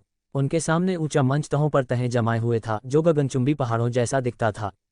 जहां तक इसके आकार की बात है, यह शायद हजारों मील की परिधि में था। वेदी तो छोड़ो, निचले लोक का कोई शहर भी इतना बड़ा नहीं होगा। ये वास्तव में एक वेदी है। उस समय हमने यहीं से दूसरी तरफ हमला किया था। परिचित ऊंचे मंच को देखते हुए मोहन भावनाओं के एक असंख्य ज्वार को महसूस किए बिना नहीं रह सका। लाखों वर्षों के बाद मुझे उम्मीद नहीं थी कि यह वेदी जरा भी क्षतिग्रस्त नहीं होगी, अभी भी पहले जैसी ही है। बस इतना ही कि यहाँ युद्ध में मरने वाले करोड़ों अमर और दानवों को कभी पुनर्जीवित नहीं किया जा सकता। इस क्षण पीछे से अचानक एक भयावह मुस्कुराहट आई। रास्ता दिखाने के लिए धन्यवाद। 1 साल तक तुम्हारा पीछा करना वास्तव में प्रयास के लायक था। इस खजाने वाली भूमि को सबसे पहले हम जब्त करेंगे। इससे पहले कि हर कोई प्रतिक्रिया कर पाता, उनके पीछे धूल से विभिन्न रंगों के धुएं की 5 धाराएं उठीं। नीला तुषार क्षेत्र के 5 प्रेत राजा, ज्येष्ठ त्रिनेत्री व्याघ्र और मोहन एक ही समय में चौंक गए। उन्होंने कभी सपने में भी नहीं सोचा था कि कोई पूरे साल उनकी जासूसी कर रहा है। ये लोग बहुत गहराई से छिपे हुए थे, है ना? 5 प्रेत राजाओं ने शुरू में खुद अमरलोक के प्रवेश द्वार की खोज की थी, लेकिन कुछ दिनों तक बिना किसी सुराग के खोज करने के बाद वे वापस मुड़ गए और फिर से आरव और उसके समूह को ढूंढ लिया। भाई आरव का अस्थि शोधन बैनर ब्रह्म अमरलोक को खोलने के उपकरणों में से एक था, एक स्पष्ट सुराग। निराधार खोज करने के बजाय उसका अनुसरण करना बेहतर था। अन्य संत लोक के विशेषज्ञ ऐसा नहीं कर सकते थे, क्योंकि चाहे वह संत क्षेत्र हो या आत्मा जादुई खजाना, उन्हें आसानी से महसूस किया जाता था। केवल वे 5 ही बिना किसी जादुई खजाने के यहाँ जीवित रह सकते थे, और उन्होंने कोई आभा उतार चढ़ाव जारी नहीं किया। उन्हें वास्तव में खोजा नहीं गया था। उन्होंने उड़ान गरुड़ संप्रदाय के शिष्यों को दानव देह प्राप्त करने का दृश्य नहीं देखा, लेकिन उन्होंने ज्येष्ठ त्रिनेत्री व्याघ्र की दानव राजाओं को पीटने की बड़ी लड़ाई देखी। इस शक्तिशाली युद्ध शक्ति ने उन्हें अस्थि शोधन बैनर छीनने के विचार को बुझा दिया। वे छिपते रहे और पूरे रास्ते पीछे पीछे चलते रहे। हर दिन उन्होंने उन लोगों को भोग विलास में लिप्त होते और हर रात गाते हुए देखा, जबकि वे केवल अंधेरे में छिपकर धूल खा सकते थे। 5 प्रेत राजा अत्यंत नाखुश थे, लेकिन सौभाग्य से आज उन्होंने आखिरकार अपने कष्टों का फल काटा। इस अपरिवर्तनीय उजाड़ क्षेत्र में ऐसा शानदार शहर अचानक दिखाई दिया। वे अपने पैर की उंगलियों से जानते थे कि अंदर खजाने होने चाहिए। निश्चित रूप से उन्हें इस अवसर को जब्त करना पड़ा। इससे पहले कि हर कोई प्रतिक्रिया कर पाता, धुएं की 5 धाराएं तुरंत शून्य में गायब हो गईं। प्रेत राजा पहले ही वेदी की सीमा में घुस चुके थे। तुरंत अंदर से चीखें आईं। आह नहीं, मुझे जाने दो। 5 कुरकुरी टूटने वाली आवाज़ों के साथ सामने जमीन पर विभिन्न रंगों की धूल के 5 ढेर गिर गए। वह 5 प्रेत राजाओं के मुख्य शरीर प्रतीत होते थे। हवा का एक झोंका चला और कुछ भी नहीं बचा। भाई आरव और अन्य लोगों ने एक दूसरे को देखा, थोड़ा हैरान थे। अभी क्या हुआ? वे केवल इतना जानते थे कि वे एक जाल में गिर गए थे, कि दूसरी पार्टी की साजिश सफल हो गई थी और फिर कोई तप नहीं था। 5 प्रेत राजा मर चुके हैं। खास शायद। क्या चल रहा था? क्या उन्हें खतरे को भांपने के लिए अपनी जान जोखिम में डालने के लिए उन 5 को धन्यवाद देना पड़ा? वे बहुत जल्दबाजी में थे। लोग धन के लिए मरते हैं, खजाने लोगों के दिल को हिलाते हैं। शीत खरगोश रानी और मुर्गी रानी, जो मूल रूप से अग्रिम में बाहर निकलने के लिए उत्सुक थीं, ने अचानक एक ठंडक महसूस की। ये जगह बहुत खतरनाक है। वेदी तक कौन जीवित पहुंच सकता है? ज्येष्ठ त्रिनेत्री व्याघ्र शिकायत किए बिना नहीं रह सका। बूढ़े मोहन, तुम किस तरह के रास्ते की ओर इशारा कर रहे हो? ये हमें व्यर्थ में समय बर्बाद करने के लिए मजबूर कर रहा है। मोहन भी थोड़ा असहाय था। ऐसा लगता है कि मैं गलत था। आखिरकार यह उस समय कई दानव सम्राटों द्वारा मिलकर परिष्कृत किया गया था, तरीकों को पीछे छोड़ते हुए। और निचले लोक में उच्चतम स्तर तो एक सच्चे अमर भी नहीं है, इसलिए वहां पहुंचना बिल्कुल असंभव है। बाहर खूनी आभा लगभग जम रही थी। शायद वेदी के कारण, यहां तक कि अशांत नियम भी अन्य क्षेत्रों की तुलना में कई गुना अधिक हिंसक थे। अस्थि शोधन बैनर हवा में फड़फड़ाया, आगे बढ़ने में झिझक रहा था, जैसे कि वह काले जैद वेदी से बहुत डरता था। और कृष्ण कच्छप राजा अपने शरीर को स्थिर नहीं कर सका। समूह समुद्र में एक अकेली नाव की तरह था, किसी भी समय डूबने के खतरे में था। बाहर की ओर थोड़ा झांकते हुए सभी की दिव्य भावना तुरंत नष्ट हो गई। सीधे शब्दों में कहें, ये वेदी बहुत उच्च स्तरीय थी। इतनी उच्च स्तरीय कि निचले लोक के प्राणी भी करीब नहीं आ सकते थे। यहाँ तक कि 9 विरासत खजानों के साथ भी ये बेकार था और वे केवल दूर से एक नज़र डाल सकते थे। भाई, अगर यह वास्तव में काम नहीं करता है, तो चलो अस्थि शोधन बैनर के मार्गदर्शन का पालन करें और दूसरी दिशा में वापस मुड़ें। संप्रदाय प्रमुख आरव ने सिर हिलाया। मेरी डिक्शनरी में कोई वापसी नहीं है। भाई इतने साहसी हैं, यहाँ तक कि एक आकस्मिक वाक्य भी इतना दार्शनिक है। ज्येष्ठ त्रिनेत्री व्याघ्र ने चापलूसी की, जबकि सुझाव दिया, ये कैसा रहेगा, इन 2 दासियों को पहले रास्ता खोजने के लिए बाहर जाने दो। अगर वे मर भी जाती हैं तो हमारे लिए कोई बड़ी बात नहीं है। अगर वे कुछ 100 बार और मर जाती हैं तो शायद उन्हें अंदर जाने का रास्ता मिल जाएगा। जैसे ही उसने बोलना समाप्त किया, मुर्गी रानी और शीत खरगोश रानी ने एक ही समय में उसे डांटना शुरू कर दिया। ज्येष्ठ त्रिनेत्री व्याघ्र, तुम नीच प्राणी, हम तुम्हारे साथ अमिलनीय हैं। अगर मैं जीवित वापस जा सकती हूँ तो मैं निश्चित रूप से तुम्हारी जाति को मिटा दूंगी, ताकि तुम्हारे जैसा कोई प्रकोप फिर से प्रकट न हो। संप्रदाय प्रमुख आरव, इसकी बात मत सुनो। वे दोनों नहीं जानते थे कि भय आरव को पुनर्जीवित किया जा सकता है, और व्यर्थ में मरना नहीं चाहती थीं। आरव ने निर्लज व्याघ्र को देखा, सोचते हुए, तो ये 2 महिला दानव राजा तुम्हारी आंखों में पानी का परीक्षण करने के लिए सिर्फ उपकरण हैं। हालांकि ये दोनों दानव राजा उसके अपने लोग नहीं थे, उन्होंने आधे से ज्यादा साल एक साथ बिताया था। वे हर दिन उसकी बहुत विचारपूर्वक सेवा करते थे, और हालांकि वह जानता था कि वे मजबूर थे, वह अभी भी उनसे परिचित था। यहाँ तक कि वह भी इतना बेरहम नहीं हो सकता था। तुम तो एक ही क्षेत्र के साथ ही ग्रामवासी भी हो। क्या तुम्हारे पास थोड़ी सी भी नैतिकता नहीं हो सकती?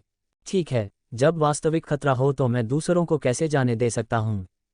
भय आरव अकेले कृष्ण कच्छप राजा के सिर पर खड़ा था, सामने ऊंची वेदी को गर्व से देख रहा था। उसने जोर से अपनी छाती की मांसपेशियों को थपथपाया। संकट के समय में संप्रदाय प्रमुख के रूप में मुझे अग्रिम पंक्ति में दौड़ना होगा।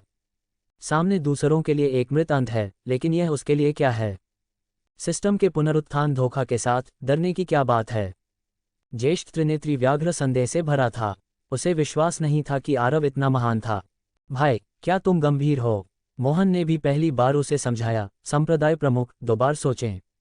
वेदी एक दानव सम्राट का तरीका है, और आसपास के अशांत नियम अन्य जगहों की तुलना में 10 गुना अधिक खतरनाक हैं। ये वास्तव में बहुत खतरनाक है। उसने हमेशा विमान के बच्चे के भाग्य में विश्वास किया था कि असंभव चीजें भी सफल हो सकती हैं। लेकिन क्या ये भाग्य दानव सम्राट के तरीकों, साथ ही अशांत नियमों का सामना कर सकता है? वह इसकी गारंटी देने की हिम्मत नहीं करता था। हालांकि आरव दृढ़ था। जानबूझकर अपना सिर घुमाने और दुखद रंग से भरी मुस्कान दिखाने के बाद वह आगे उड़ गया, अस्थि शोधन बैनर की सीमा को छोड़कर। अगले ही पल उसे अशांत नियमों और वेदी के हमले ने जकड़ लिया।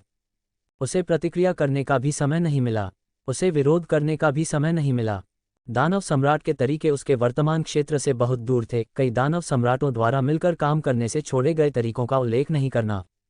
1 सेकंड से भी कम समय में वह पूरी तरह से मर गया। इससे पहले कि पीछे के लोग करीब से देख पाते, उन्होंने पाया कि संप्रदाय प्रमुख आरव चला गया था। डिंग, मेजबान मारा गया है, वर्तमान में दुश्मन की ताकत का पता लगा रहा है और पुनरुत्थान की योजना बना रहा है। सिस्टम संकेत उम्मीद के मुताबिक आया। फिर यह एक इतने छोटे मौन में नहीं पड़ा। ऐसा लगा कि इस बार स्थिति बहुत जटिल थी और सिस्टम को इसे हल करने के लिए कुछ प्रयास की आवश्यकता होगी। आखिरकार इस बार जिसने उसे मार डाला वह केवल वेदी नहीं थी, बल्कि अराजक नियम धाराएं भी थीं, जिससे उन सभी को एक बार में संबोधित करना मुश्किल हो गया था। भाई आरव इंतजार करते करते थोड़ा बेचैन हो रहा था। हे, अब लगभग 30 सेकंड हो गए हैं। भाई सिस्टम, क्या तुम नियमों को तोड़ने जा रहे हो? तुम थोड़े अविश्वसनीय हो। डिंग, मेजबान की 10,000 दानव सीलिंग वेदी में बहादुरी से चार्ज करने की भावना ने आखिरकार खंडहर भूमि का सार को प्रेरित किया है। प्रेरित होकर इसने मेजबान को मदद देने का फैसला किया है। क्या ये खंडहर भूमि का सार क्या है? क्या इस छद्म अमर लोक की अपनी चेतना है? डिंग, मेजबान पुनर्जीवित हुआ। जैसे ही वह पुनर्जीवित हुआ, भाई आरव ने कुछ अलग देखा। अराजक नियम धाराएं जो उसे अभी तुरंत फाड़ चुकी थीं, अब उससे दूर थीं, जिससे उसे कोई नुकसान नहीं हो रहा था। इतना ही नहीं, वेदी की दमनकारी हत्या के तरीकों को भी नियम धाराओं द्वारा बाहर जबरन अलग कर दिया गया था। क्षेत्र बड़ा नहीं था, बस उसके चारों ओर 3 फुट का था। हालांकि ये 3 फुट पूरे छद्म अमर लोक में सबसे सुरक्षित खाली क्षेत्र बन गए थे। युवा बहादुर, तुम्हारे आगमन का स्वागत है, एक प्राचीन आवाज उसके दिमाग में गूंज उठी। भाई आरव का मुंह मरोड़ा गया। ये किस तरह का बहादुर है? क्या ये चुनिबियों का कब्जा है? कौन बोल रहा है? मैं खंडहर भूमि का सार हूँ। मुझे बचाने आने के लिए धन्यवाद। मैंने तुम्हें कब बचाया? भाई आरव ने चारों ओर देखा। तुम कहाँ हो? मैं हर जगह हूँ। पूरी खंडहर भूमि मेरी अभिव्यक्ति है। इतना भयानक? भाई आरव थोड़ा चौंक गया। ठीक है युवा बहादुर, समय कम है। कृपया मेरे मार्गदर्शन का पालन करें और उस शापित वेदी को तोड़ दें। यह आदमी इस तरह क्यों बोलता है? भाई आरव अत्यधिक संदेहास्पद था। क्या ये किसी तरह का एनपीसी था? हालांकि वह वेदी पहली नज़र में बहुत अशुभ लग रही थी, और यह वास्तव में वह अपराधी था जिसने उसे अभी मार डाला था, इसलिए इसे निश्चित रूप से हटाना होगा। वेदी को तोड़ना कोई समस्या नहीं है, लेकिन क्या मैं एक अनुरोध कर सकता हूँ? खंडहर भूमि का सार ने स्पष्ट रूप से उम्मीद नहीं की थी कि बहादुर शर्तें रखेगा, इस हद तक कि यह एक पल के लिए चुप रहा। क्या अनुरोध? कृपया मुझे सुंदर बहादुर कहें। खंडहर भूमि का सार फिर से चौंक हो गया और थोड़ी देर बाद उसने कहा, ठीक है सुंदर बहादुर, हमें चलना चाहिए। मैं तुम्हें वेदी के हमलों को अलग करने में मदद करूंगा। कृपया इसे अपनी पूरी ताकत से नष्ट कर दें। तो अभी भी कछुए की पीठ पर मौजूद लोगों ने संप्रदाय प्रमुख आरव की आकृति को अचानक फिर से प्रकट होते देखा, और फिर बिना किसी अभिवादन के वह बस वेदी की ओर उड़ गया। जैसा कि स्वामी से अपेक्षित था, वह इससे भी बच सकता है। अद्भुत अद्भुत। संप्रदाय प्रमुख वास्तव में महान भाग्य द्वारा संरक्षित व्यक्ति हैं, जो ऐसी निश्चित मृत्यु स्थिति में भी अक्षत रहने में सक्षम हैं। ज्येष्ठ त्रिनेत्री व्याघ्र ने चौंक गए शीत खरगोश रानी और मुर्गी रानी को देखा और खट्टी आवाज में कहा, भाई अरब ने फिर से लाइमलाइट चुरा ली। उनकी बकवास के बीच भाई अरब पहले ही वेदी के ऊपर उड़ चुका था। सुंदर बहादुर, जल्दी से वेदी के शिखर पर मेरे साथ आओ। रास्ता दिखाओ। आरव ऊपर की ओर उड़ता रहा, यह नहीं जानता था कि वह कितने मील तक उड़ा जब तक कि आखिरकार वह वेदी के शीर्ष पर नहीं पहुंच गया। वेदी के ऊपर एक छोटा सफेद टॉवर था। ये टॉवर केवल लगभग 3 मीटर ऊंचा था, जो पूरी तरह से काली वेदी के साथ एक मजबूत और तेज विपरीतता बनाता था। टॉवर की सतह जटिल और अजीब चित्रों के साथ अंकित थी, बस एक नज़र ने लोगों को बेहद असहज कर दिया। ये वेदी का मूल है और सबसे कमजोर हिस्सा भी है। जल्दी से इस टॉवर को नष्ट कर दो। भाई आरव तुरंत नाराज हो गया। ये किस तरह का लहजा है? तुम किससे बात कर रहे हो? उद्धरण चिन्ह ... उद्धरण चिन्ह। खंडहर भूमि का सार तुरंत असहाय हो गया और केवल अपनी शब्दावली बदल सका। सुंदर बहादुर, मैं आपसे इस टॉवर को नष्ट करने का अनुरोध करता हूँ। तभी भाई आरव संतुष्ट हुआ और उसने अपना संत हथियार महायान जंगली तलवार बाहर निकाला। अपनी सारी आध्यात्मिक शक्ति एकत्र करते हुए उसने अपनी तलवार से जोरदार वार किया। क्लांग! संत तलवार ने विनाश की आभा ली, टॉवर के आधार से हिंसक रूप से टकराया। आखिरकार धातु के टकराने की आवाज आई, चिंगारियां उड़ी और फिर आधार पर एक उथला अंतर दिखाई दिया जो चावल के दाने के आकार का था। लानत है, ये टॉवर इतना कठोर है। उसने अनुमान लगाया था कि इस टॉवर को नष्ट करना इतना आसान नहीं होगा। आखिरकार यह एक अमरलोक दानव सम्राट का काम था, अन्यथा उसने अपना संत हथियार नहीं निकाला होता। लेकिन उसने वास्तव में उम्मीद नहीं की थी कि यह इतना मुश्किल होगा। और यह वेदी का सबसे कमजोर हिस्सा ही था। आपको पता होना चाहिए, केवल हमले की शक्ति के आधार पर आरव लंबे समय से संत चरण की सीमा को पार कर चुका था। अराजकता दानव देह के आशीर्वाद के साथ, साथ ही अमर देह, साथ ही अभूतपूर्व रूप से शक्तिशाली संत क्षेत्र और सिस्टम द्वारा खींची गई महान समापन तलवार कला। हालांकि वह अभी भी शुरुआती संत चरण में था। ईमानदारी से कहूं तो एक करीबी सीमा के आमने सामने के टकराव में यहां तक कि एक स्वर्गीय अमर भी उसका मुकाबला नहीं कर सकता था। अगर उसने इस तलवार के वार को बाहर निकाला होता तो यह एक प्राकृतिक आपदा का कारण बन सकता था और इलाके को बदल सकता था। हालांकि यहाँ परिणाम केवल इतना नुकसान था, अगर यह छद्म अमर लोक के भीतर से अन्य संत चरण के गुरु होते तो वे शायद एक भी बाल नहीं काट पाते। खंडहर भूमि का सार निराश महसूस नहीं किया, बल्कि सुखद आश्चर्यचकित हुआ। उसने उत्तेजित होकर कहा, सुंदर बहादुर, तुम वास्तव में विपत्ति को तोड़ने के लिए स्वर्ग द्वारा भेजे गए हो। तुम वास्तव में इस वेदी को नुकसान पहुंचा सकते हो। विपत्ति तोड़ने वाला का ये शीर्षक भय आरव को अंदर ही अंदर शिकायत करने लगा। उसे क्यों लगा कि उसका वर्तमान व्यक्तित्व किसी निश्चित पूर्वी भिक्षु के समान है जिसने एक पहाड़ के नीचे से एक बंदर को इंसील किया और मुक्त किया। क्लांग क्लांग क्लांग उसने दर्जनों बार और वार किया और टॉवर आधार पर दर्जनों और चावल के दाने के आकार के अंतर दिखाई दिए। टॉवर आधार की तुलना में ये पूरी तरह से महत्वहीन था। उसने पाया कि उसकी संत तलवार में भी एक छोटा सा अंतर आ गया था और तुरंत तलवार को एक तरफ फेंक दिया, दर्द महसूस करते हुए। अब और नहीं काट रहा, मैं थक गया हूँ। मुझे कितने समय तक काटना होगा? खंडहर भूमि का सार चिंतित हो गया। सुंदर बहादुर, कृपया जारी रखें। जब तक आप दृढ़ रहते हैं, आप जल्द या बाद में इस टॉवर को काट सकते हैं। कितना समय लगेगा? 1 साल, 3 साल या 10 साल? भाई आरव ने अपनी आंखें घुमाई, सीधे बैठ गया और अपनी उंगलियों को रगड़ा। क्या तुम सोचते हो कि मैं एक मैनुअल मजदूर हूं? क्या ये वास्तव में विपत्ति को तोड़ने के लिए स्वर्ग द्वारा भेजा गया है? खंडहर भूमि का सार अचानक जीवन पर संदेह करने लगा। ये स्क्रिप्ट का पालन नहीं करता है। क्या बहादुरों को अपना मिशन प्राप्त करने के बाद निर्देशित कार्यों को पूरा करने के लिए पागल की तरह काम नहीं करना चाहिए, जैसे कि उन्हें चिकन रक्त इंजेक्शन दिया गया हो? सुंदर बहादुर, ये स्वर्ग तुम्हारी दृढ़ता का परीक्षण कर रहा है। भाई आरव ने इस पर उपहास किया। क्या तुम एक बच्चे को बेवकूफ़ बनाने की कोशिश कर रहे हो? ठीक है, मुझे ईमानदारी से बताओ, इस टॉवर को तोड़कर तुम्हें क्या मिलेगा? खंडहर भूमि का सार कहना नहीं चाहता था, लेकिन संप्रदाय प्रमुख आरव की मुद्रा को देखकर वह किसी भी क्षण छोड़ सकता था। अंत में ये केवल धीरे धीरे समझा सकता था, मुझे आज़ादी मिल सकती है। 10 मिलियन साल पहले अमरलोक में अमर सम्राटों और दानव सम्राटों के उस समूह ने मुझे 2 वेदियों से दबा दिया, मुझे अमरलोक से नीचे गिरा दिया और मैं अब और मुक्त नहीं हो सका। आरव ने लापरवाही से कहा, क्या तुम इतने कमजोर हो? तुम सिर्फ 2 वेदियों से हिल नहीं सकते। इन 2 वेदियों का उपयोग अरबों अमर और दानवों के रक्त बलिदान के लिए किया गया था। विशाल रक्त क्यूई ने मेरी ऊर्जा को खराब कर दिया, जिससे मैं बेहद कमजोर हो गया। यही वजह है कि मैं विरोध नहीं कर सका। उसके इस साधारण वाक्य ने भाई आरव को भी एक ठंडक महसूस कराई और प्रेरित किया। वह पहले सोच रहा था कि मोहन ने जिस अमर दानव युद्ध का उल्लेख किया था और छद्म अमरलोक की उपस्थिति समय में इतनी करीब क्यों थी और स्थान भी इतना संयोग था। अब वह आखिरकार समझा, क्या शापित अमर दानव युद्ध? ये पता चला कि यह केवल छद्म अमरलोक को दबाने के उद्देश्य की पूर्ति के लिए था। अमर मोहन भी दुखी था। उस समय युद्ध में भाग लेना एक बलिदान के रूप में माना जा रहा था। तो इस टॉवर को नष्ट करने के बाद मुझे अभी भी अमरकुल की दूसरी वेदी को नष्ट करने जाना होगा। खंडहर भूमि का सार आरव के अधीर लहजे से जानता था कि यह बच्चा किसी भी क्षण पीछे हट सकता है। उसकी कोई ज़रूरत नहीं है। जब तक मैं एक को नष्ट कर देता हूं, मैं अपनी शक्ति का एक हिस्सा ठीक कर सकता हूं। मैं समय आने पर दूसरे से खुद को मुक्त कर सकता हूं। तभी संप्रदाय प्रमुख आरव ने राहत की सांस ली। एक पहले से ही इतना परेशानी भरा था, अगर दूसरा होता तो वह कैसे जी पाता? तो तुम्हारे कहे अनुसार मैं तुम्हें बचा रहा हूं। हाँ सुंदर नायक, मैं हमेशा तुम्हारी दयालुता को याद रखूंगा। लानत है, क्या तुम मुझे कुछ व्यवहारिक नहीं दे सकते? दयालुता को याद रखने की यह सब बातें सिर्फ खोखले शब्द हैं। वह हंसा और अपनी उंगलियों को एक साथ रगड़ा। क्या कोई व्यवहारिक लाभ नहीं है? तुम इतने सालों से जी रहे हो, तुम्हारे पास काफी संग्रह होना चाहिए, है ना? खंडहर भूमि का सार ने मुश्किल से शाप देने की इच्छा को दबाया और उदास होकर कहा, नहीं। क्या यह आदमी वास्तव में चाहता है कि मैं उसके लिए मुफ्त में काम करूं? मैं तुम्हें बचा रहा हूं और तुमने कोई प्रयास नहीं किया है, बस किनारे से शो देख रहे हो। और तुम मुझे कोई इनाम भी नहीं दे रहे हो। ये बहुत निराशाजनक है। भाई आरव सीधे उठ गया, नीचे की ओर चलने का नाटक कर रहा था। सुंदर नायक, कृपया रुकिए। खंडहर भूमि का सार ने जल्दी से उसे रोकने की कोशिश की।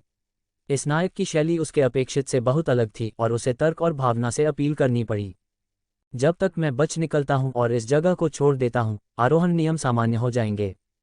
यह एक महान कार्य है जो निचले लोक में अरबों जीवित प्राणियों को लाभान्वित करेगा। ऐसे खोखले शब्द संप्रदाय प्रमुख आरव को मूर्ख नहीं बना सकते थे। उसने अपना होंठ सिकोड़ा और तिरस्कारपूर्वक कहा, उनका आरोहण मेरे काम का नहीं है, मुझे क्या मिलेगा? तुम भविष्य में अमर बनने के लिए भी चढ़ सकते हो। आरव ने हल्के से कहा, क्या तुम्हें लगता है कि मैं अपनी सुंदरता से अमर नहीं बन सकता? खंडहर भूमि का सार वास्तव में इसका खंडन नहीं कर सका। आरव का अमर और दानव देह खेती जारी रखता है, निचले लोक की सहनशीलता की सीमा से अधिक होगा, अंततः क्षेत्र को उसे अस्वीकार करने का कारण बनेगा और उसे जल्द या बाद में जबरन अमर लोक में धकेल दिया जाएगा।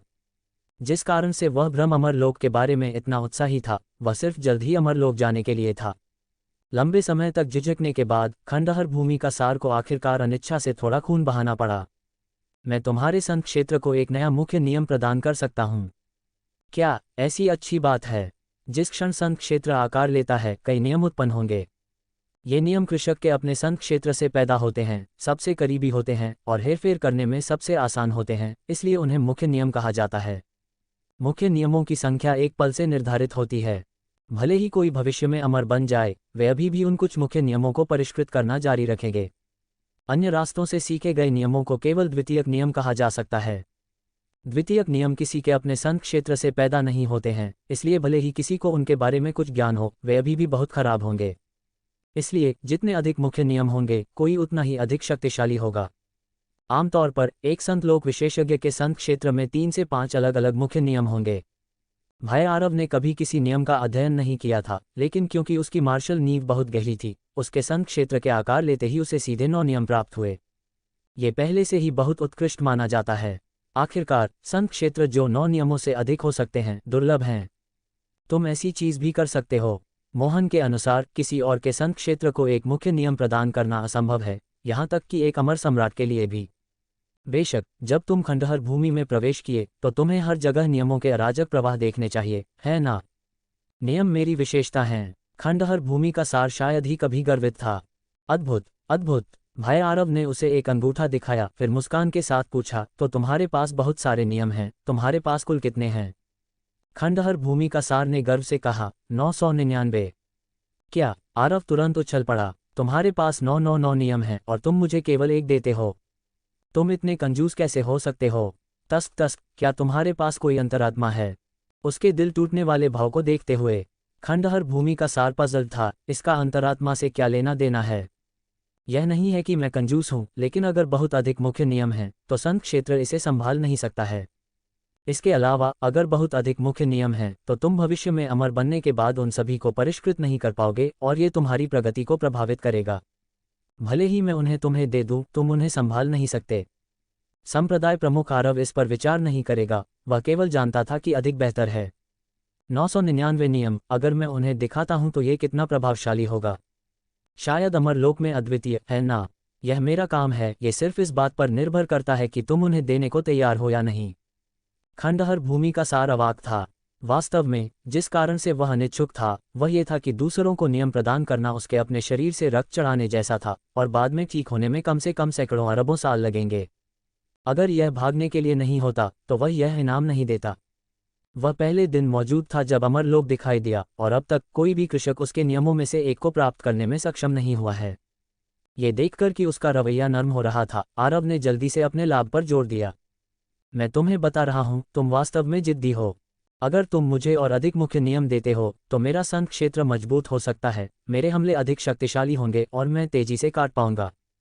तुम देखो, मैं सिर्फ अपने लिए नहीं कर रहा हूं, बल्कि तुम्हें जल्द से जल्द भागने में मदद करने के लिए भी कर रहा हूं।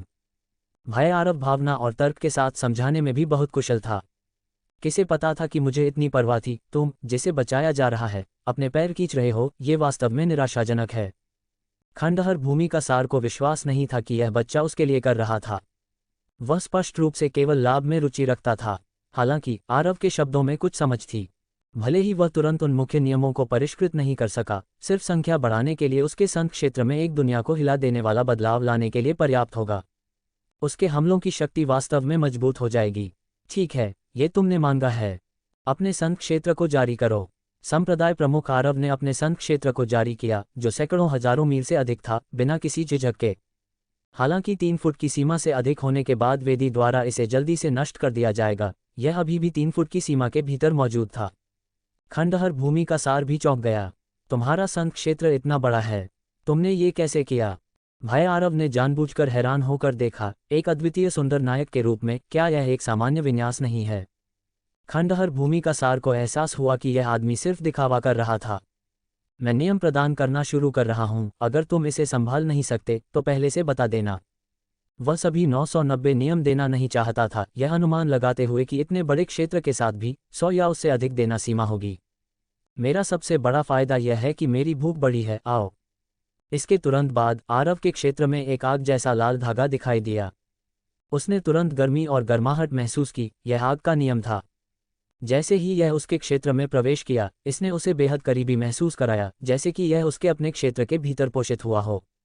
ये नियम वर्तमान में अभी भी बहुत कमजोर है, क्योंकि उसने इसे अभी प्राप्त किया है। इसे उस बिंदु तक परिष्कृत करने के लिए बहुत प्रयास करना पड़ेगा जहां वह इसे अपने अंगों की तरह आसानी से नियंत्रित कर सके। और इस नियम को पूर्णता के लिए परिष्कृत करने में एक अत्यंत लंबा समय लगेगा। हालांकि ये नियम शुरू से ही उसका मुख्य नियम बन गया है, तो अब इसने उसके संघ क्षेत्र के नियमों को और अधिक पूर्ण बना दिया है और संघ क्षेत्र की शक्ति को भी फिर से मजबूत किया गया है। और ये तो बस शुरुआत है। इसके तुरंत बाद उसके पवित्र क्षेत्र होली रेल्म के भीतर नियमों के अन्य रंगीन धागे दिखाई दिए। जैसे ही वे प्रवेश करते थे, वे तेजी से पवित्र क्षेत्र की गहराई में दबे जाते थे और स्वाभाविक रूप से मार्शल आर्ट की संबंधित नींव तक तैरते थे, उसके साथ एक होकर विलय हो जाते थे। 100 से अधिक धागों को सशक्त बनाने के बाद खंडहर का सार रुक गया। क्या ये काफ़ी है? बहुत अधिक मुख्य नियम हैं, तुम उन सभी में महारत हासिल नहीं कर सकते। तुम्हें अपने पवित्र क्षेत्र की अस्थिरता महसूस हो रही होगी, है ना? नगर प्रमुख आरव पूरी तरह से चकित लग रहे थे। तुम क्या कह रहे हो? मैं बहुत अच्छा महसूस कर रहा हूँ। जारी रखो, मुझे अभिभूत करने की कोशिश करो।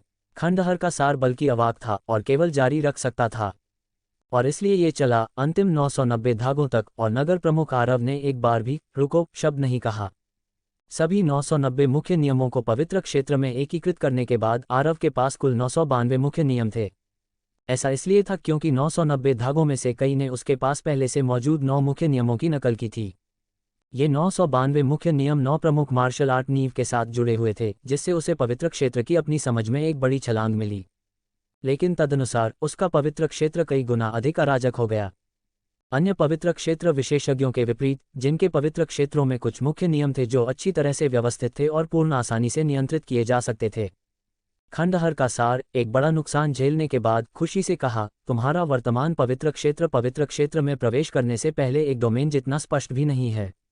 सभी 992 नियम अराजक कैओटिक स्तर पर हैं। जब तक तुम इन नियमों को प्रवेश एंट्री स्तर तक प्रशिक्षित नहीं करते, तब तक तुम पवित्र क्षेत्र को दाव हृदय डाव हार्ट में संघनित नहीं कर पाओगे। दाव हृदय का होना अमर बनने का निशान है। उस समय सभी नियम दाव हृदय के भीतर होते हैं। शक्ति पवित्र क्षेत्र चरण की तुलना में कई गुना मजबूत होती है। एक अमर बनने के बाद यदि आप सुधार करना जारी रखना चाहते हैं, तो मुख्य बात उस दाव हृदय की खेती करना है, इसे मजबूत और मजबूत बनाना है।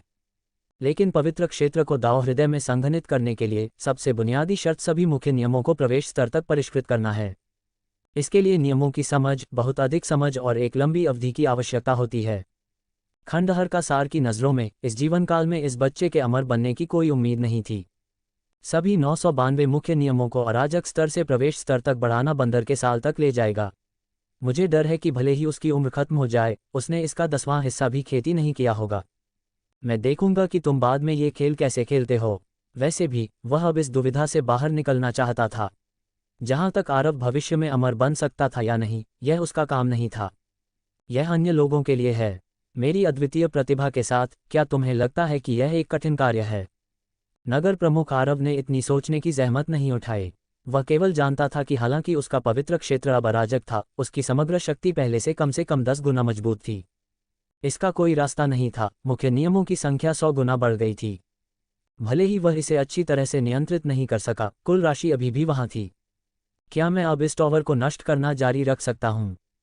हाँ हाँ, हम अपना वचन रखते हैं और सबसे अधिक अनुबंध भावना रखते हैं। नगर प्रमुख आरव ने वह तलवार उठाई जिसे उसने अभी फेंक दिया था, फिर अपना पवित्र क्षेत्र जारी किया और अपनी पूरी ताकत से टॉवर के आधार पर वार किया। बैंग! एक दबी हुई आवाज के साथ इस बार उसने टॉवर में एक कबूतर के अंडे के आकार का अंतर काट दिया। शक्ति पहले से कई गुना अधिक थी। 992 मुख्य नियमों के साथ आशीर्वादित पवित्र क्षेत्र वास्तव में असाधारण था। सरसराहट, छोटे बजरी उड़ गए और सफेद धुएं का एक कतरा उठा। महान! इस परिणाम को देखकर खंडहर का सार खुश हो गया। इस दर पर सफल होने में केवल 1 मिलियन साल लगेंगे। नगर प्रमुख आरव ने मन ही मन सोचा, क्या तुम गणित भी जानते हो? इस टॉवर का आधार केवल आधा मीटर लंबा और चौड़ा है। एक बार में कबूतर के अंडे के आकार का टुकड़ा काटते हुए इसे काटने में केवल 1 दिन लगना चाहिए, है ना? 1 मिलियन साल क्यों? इसके तुरंत बाद उसकी टकटकी जम गई। उसने देखा कि उसने अभी जो छोटा सा अंतर काटा था वह धीरे धीरे चिकनाई पर लौट रहा था, जैसे कि वह खुद को ठीक कर सकता था। उसने पहले जो छोटे अंतर काटे थे उन्हें देखते हुए वे पहले ही ठीक हो चुके थे। पवित्र बकवास क्या हो रहा है? आओ आओ, मुझे ये समझाओ। खांस! खंडहर का सार ने अजीब तरह से खांसा और फिर असहाय होकर कहा, ये टॉवर पूरी वेदी से जुड़ा हुआ है। तो जब ये जगह बाहरी क्षति से पीड़ित होती है तो इसे वेदी की शक्ति से मुआवजा और मरम्मत मिलेगी। लेकिन तुम्हें चिंता करने की जरूरत नहीं है, वेदी की मरम्मत इतनी तेज नहीं है। जब तक तुम तेजी से काटते हो इसे काटने में लगभग 1 मिलियन साल लगेंगे। लानत है! इसमें कोई आश्चर्य नहीं कि खंडहर का सार लाखों वर्षों से भागने में सक्षम नहीं था। क्या तुम मजाक कर रहे हो? 1 मिलियन साल तक लगातार तलवार चलाना यहाँ? नगर प्रमुख आरव ने कहा कि वह मरना पसंद करेगा, भले ही वह पुनर्जीवित न हो।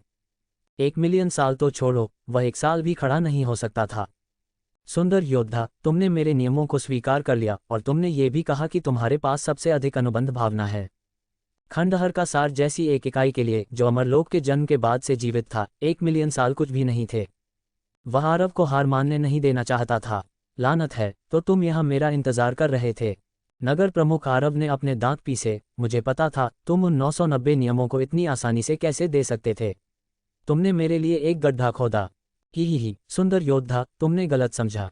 खंडहर का सार को शायद ही कभी उसे चिढ़ाने का मौका मिला और अब वह चुपके से किनारे पर खुशी मना रहा था। लगता है कि मैं कुछ वास्तविक कौशल दिखाए बिना नहीं कर सकता। नगर प्रमुख आरव ने आह भरी। इन मुख्य नियमों के लिए थोड़ा खून बहना अपरिहार्य था। ओह! खंडहर का सार ने आश्चर्य से कहा, क्या तुम्हारे पास अन्य साधन हैं? उसने अविश्वास व्यक्त किया। एक पवित्र क्षेत्र कृषक, चाहे कितना भी मजबूत क्यों न हो, उसकी शक्ति सीमित थी। नगर प्रमुख आरव पहले से ही उस सीमा से कहीं आगे था। ईमानदारी से कहूं तो खंडहर का सार इस स्तर की हमला शक्ति वाले पवित्र क्षेत्र कृषक का निचले लोक में सामना करने में सक्षम होने के लिए गुप्त रूप से स्वर्ग को धन्यवाद दे रहा था। खुद को इतना मजबूत, ओह नहीं, मजबूत और शक्तिशाली सहायक देने के लिए। आरव ने जवाब नहीं दिया। उसने सिस्टम पैनल खोला और क्रिटिकल स्ट्राइक कौशल को ऊपर खींचा। क्रिटिकल स्ट्राइक, मेजबान अगले हमले को 10 गुना क्रिटिकल स्ट्राइक प्रभाव में बदलने के लिए अंक खर्च कर सकता है। कूलडाउन समय 1 दिन। क्रिटिकल स्ट्राइक पैनल को खोलने से पता चला कि वह पवित्र क्षेत्र के उत्तरार्ध चरण में था। ये फिर से उसकी दिव्य आत्मा स्तर के अनुसार गणना की गई थी। इसने पवित्र क्षेत्र के शुरुआती चरण में 100 मिलियन अंक खर्च किए, लेकिन अब पवित्र क्षेत्र के उत्तरार्ध चरण में इसका उपयोग करने के लिए 300 मिलियन अंक खर्च होते हैं। लगातार 1 मिलियन साल तक तलवार चलाने से बचने के लिए नगर प्रमुख आरव के पास कोई विकल्प नहीं था। उसने पूरी तरह से अपना डोमेन तैनात किया। नीला ड्रैगन दबाव, विशैली वीर आत्मा, कारागार वीर आत्मा और बाकी सबका उपयोग किया। उसने एक ही समय में अमर देह और शैतान देह दोनों को सक्रिय किया। उसने अपनी स्थिति को ठीक करने और समायोजित करने के लिए कुछ पवित्र गोलियां भी खाईं। अंत में उसने क्रिटिकल स्ट्राइक कौशल को सक्रिय किया। उसने महान पूर्णता पवित्र क्षेत्र तलवारबाजी तकनीक से अराजक सफेद सूर्य तलवार तकनीक का उपयोग किया, जो हमले की शक्ति को 3 गुना बढ़ा सकती थी, लेकिन सभी आध्यात्मिक शक्ति को जलाने की आवश्यकता थी और इसके बहुत गंभीर दुष्प्रभाव थे। उसने जोरदार वार किया। शून्य में अब कुछ भी नहीं देखा जा सकता था। इस एक तलवार के वार से हजारों मील तक फैली वेदी तुरंत एक सफेद रोशनी में समा गई। आसपास के अशांत नियम धाराएं और वेदी की शक्ति भी इसकी चमक को छिपा नहीं सकी। हालांकि यह एक पल के बाद अशांत नियम धाराओं और वेदी द्वारा दूर कर दिया गया था, लेकिन वह क्षणिक प्रकाश अतुलनीय रूप से चकाचौंध करने वाला था। यहां तक कि दूर नीचे इंतजार कर रहे लोगों का समूह भी गहरे सदमे में था। ये किस तरह की शक्ति है? किसने कदम उठाया? यहाँ तक कि मोहन भी संदिग्ध था, क्या ऐसा हो सकता है कि अन्य अमर नीचे आ गए हैं। धमाका, एक जोरदार शोर के साथ 3 मीटर ऊंचा सफेद शिवालय हवा में उड़ गया। टॉवर का पूरा आधार पूरी तरह से टूट गया था और अंतहीन काली ऊर्जा आकाश में चढ़ गई। सफेद शिवालय के कट जाने के बाद वेदी से एक ऊर्ध्वाधर काली आभा उठी। इसके तुरंत बाद वेदी के भीतर बाहर से 1000 गुना घनी रक्तपिपासु आभा भी आकाश में उमड़ पड़ी। सौभाग्य से आरव ने पहले ही अराजकता दानव देह प्राप्त कर लिया था। इस रक्तपिपासु आभा का उस पर कोई प्रभाव नहीं पड़ा, अन्यथा वह फिर से मर गया होता। उसी समय आसपास के क्षेत्र में रक्तपिपासु आभा भी तेजी से वाष्पित हो गई। ऐसा लगा जैसे अचानक ये किसी तरह के बंधन से मुक्त हो गया हो। नीचे अविनाशी वेदी एक अत्यंत तेज गति से ढह रही थी और बिखर रही थी, जिसमें धुआं और धूल उड़ रही थी। दूर कृष्ण कच्छप राजा और उसकी पीठ पर सवार हर कोई हिंसक प्रभाव से हजारों मील दूर उड़ गए। अरे नहीं, क्या हुआ? वेदी नष्ट हो गई। क्या ये स्वामी ही था जिसने ऐसा किया? कृष्ण कच्छप राजा थोड़ा पजल्ड था, जबकि ज्येष्ठ त्रिनेत्री व्याघ्र ने ईर्ष्या से कहा, इतने बड़े दृश्य के साथ भाई आरव का इतना बड़ा हाथ नहीं होना चाहिए, है ना? इसके अलावा क्या हमें वेदी में अमर लोक का मार्ग नहीं ढूंढना था? अब जब वेदी नष्ट हो गई है तो हम क्या करेंगे? इससे पहले कि वह शिकायत खत्म कर पाता, उसके बगल में मोहन जोर से चिल्लाया। अच्छा हुआ बूढ़े मोहन, तुमने मुझे डरा दिया। ज्येष्ठ त्रिनेत्री व्याघ्र ने मुड़कर देखा और पाया कि अनुभवी बूढ़े अमर का चेहरा बेहद गंभीर था। उसने वेदी के ऊपर से उठती रक्त छायाओं को देखा जो आखिरकार बिखर गईं, और अचानक कई चीजें समझ गए, क्योंकि उनमें उसने कुछ परिचित आंकड़े देखे। वे उसके साथी थे जिन्होंने उस समय उसके साथ अमर दानव युद्ध में भाग लिया था। जब ये करोड़ों दानव सीलिंग वेदी नष्ट हो गई तो अमरलोक में अनगिनत शक्तिशाली हस्तियां पूरी तरह से चौंक गईं। वह वेदी नष्ट हो गई है। किसने किया? भ्रम अमरलोक में कुछ हुआ है। निचले लोक के लोग उस वेदी को कैसे नुकसान पहुंचा सकते थे? खंडहर भूमि भाग गई है। निचले लोक पर मुहर टूटने वाली है और आरोहण नियम बहाल होने वाले हैं। ये छद्म अमरलोक को सक्रिय करने का समय है। जब यह वेदी नष्ट हो गई तो भ्रम अमरलोक के दूसरे छोर पर एक दूर की करोड़ों अमर सीलिंग व्यू भी ढह गई। 2 वेदियों के विनाश के साथ पूरे खंडहर भूमि में फैली रक्तपिपासु आभा तेजी से बिखर गई। भ्रम अमर लोक की खोज करने वाले विभिन्न क्षेत्रों के विशेषज्ञों ने इस क्षण अंतर पर ध्यान दिया। क्या हुआ? मुझे क्यों लगता है कि आसपास का माहौल बहुत साफ हो गया है, जैसे कि बंधन की एक परत कम हो गई हो। इस बूढ़े व्यक्ति को भी ऐसा ही महसूस होता है। भ्रम अमर लोक में एक बड़ा बदलाव आया है। क्या ऐसा हो सकता है कि अमरलोक का प्रवेश द्वार वास्तव में प्रकट होने वाला है? इस समय खंडहर भूमि का सार की उन्मत्त हंसी ऊंचे आकाश में लगातार गूंज उठी। हा, आखिरकार नष्ट हो गया। मैं उनसे बच गया हूँ। भाई आरव ने इस पर अपनी समझ व्यक्त की। आखिरकार इतने सालों तक दमित रहने के बाद कोई भी पागल हो जाएगा। उसने एक गोली निकाली और निगल ली। उस आखिरी वार ने उसकी सारी आध्यात्मिक शक्ति को सीधे खाली कर दिया था और उसे अपनी नसों को शांत करने के लिए इसे फिर से भरना पड़ा। पुराने दोस्त, क्या तुम अब आज़ाद हो? खंडहर भूमि का सार अत्यंत अच्छे मूड में था और जल्दी से कहा, ठीक है, हाँ, धन्यवाद। फिर तुम हमें अमरलोक कब ले जाओगे? संप्रदाय प्रमुख आरव ने इसे स्वाभाविक रूप से कहा, जैसे कि दोनों के बीच शुरू से ही यह समझौता था। अत्यधिक उत्साहित खंडहर भूमि का सार उसके द्वारा दंग रह गया। अगर तुम अमरलोक जाना चाहते हो तो तुम्हें आरोहण के लिए अपनी ताकत पर भरोसा करना होगा। भाई आरव सवारी लेना चाहता था, लेकिन ये सुनकर वह मदद नहीं कर सका, लेकिन बहुत निराश महसूस किया। तो मुझे अभी भी तब तक इंतजार करना होगा जब तक कि मैं विपत्ति और आरोहण से गुजरने से पहले संतलोक के शिखर तक खेती नहीं कर लेता। ये सही है, लेकिन अगर तुम सभी 992 मुख्य नियमों को प्रवेश स्तर तक खेती करना चाहते हो तो अभी भी एक बहुत लंबा रास्ता तय करना है। इसका उल्लेख करते हुए खंडहर भूमि का सार फिर से हंसा। इसके अलावा मैं भी अमरलोक वापस जाने की योजना नहीं बना रहा हूँ। अरे, आरव चौंक गया, तुम वापस क्यों नहीं जा रहे हो? अमरलोक में वे अमर सम्राट और दानव सम्राट बहुत परेशान करने वाले हैं। बेहतर होगा कि मैं रहने के लिए एक एकांत जगह ढूंढूं और उनके द्वारा फिर से निशाना बनाए जाने से बचूं। इतना डरपोक, फिर तुम कहाँ जा रहे हो? तुम अभी भी यहाँ नहीं रह रहे हो, है ना? यदि भ्रम अमरलोक जगह पर रहता है और इसे अवरुद्ध करता है तो निचले लोक अभी भी आरोहण करने में असमर्थ होंगे। उन रक्तपिपासु आभाओं को पूरी तरह से साफ करने के बाद मैं इस जगह को छोड़ दूंगा। खंडहर भूमि का सार ने यह भी कहा, हालांकि भले ही मैं छोड़ दूं, आरोहण नियमों की बहाली में अभी भी कुछ समय लगेगा। जाने से पहले मुझे एक सवाल पूछना है। संप्रदाय प्रमुख आरव ने एक भौं उठाई। क्या पूछना है? तुम वास्तव में उस वार का उपयोग शुरू से ही कर सकते थे, है ना? उस आखिरी वार ने सीधे सफ़ेद शिवालय को नष्ट कर दिया। उसकी शक्ति पहले से कई गुना अधिक थी, जिससे लाखों वर्षों का प्रयास बच गया।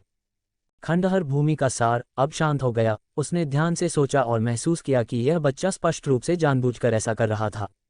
ऐसा कदम होने पर उसने पहले इसका इस्तेमाल क्यों नहीं किया? वह अभी भी कड़ी मेहनत कर रहा था, उससे 990 मुख्य नियम छीन रहा था। अब इसके बारे में सोचते हुए उसे अभी भी दर्द महसूस होता है। अगर और कुछ नहीं है तो मैं जा रहा हूँ, अलविदा। अलविदा कहना, लेकिन वास्तव में वह फिर कभी मिलना नहीं चाहता था।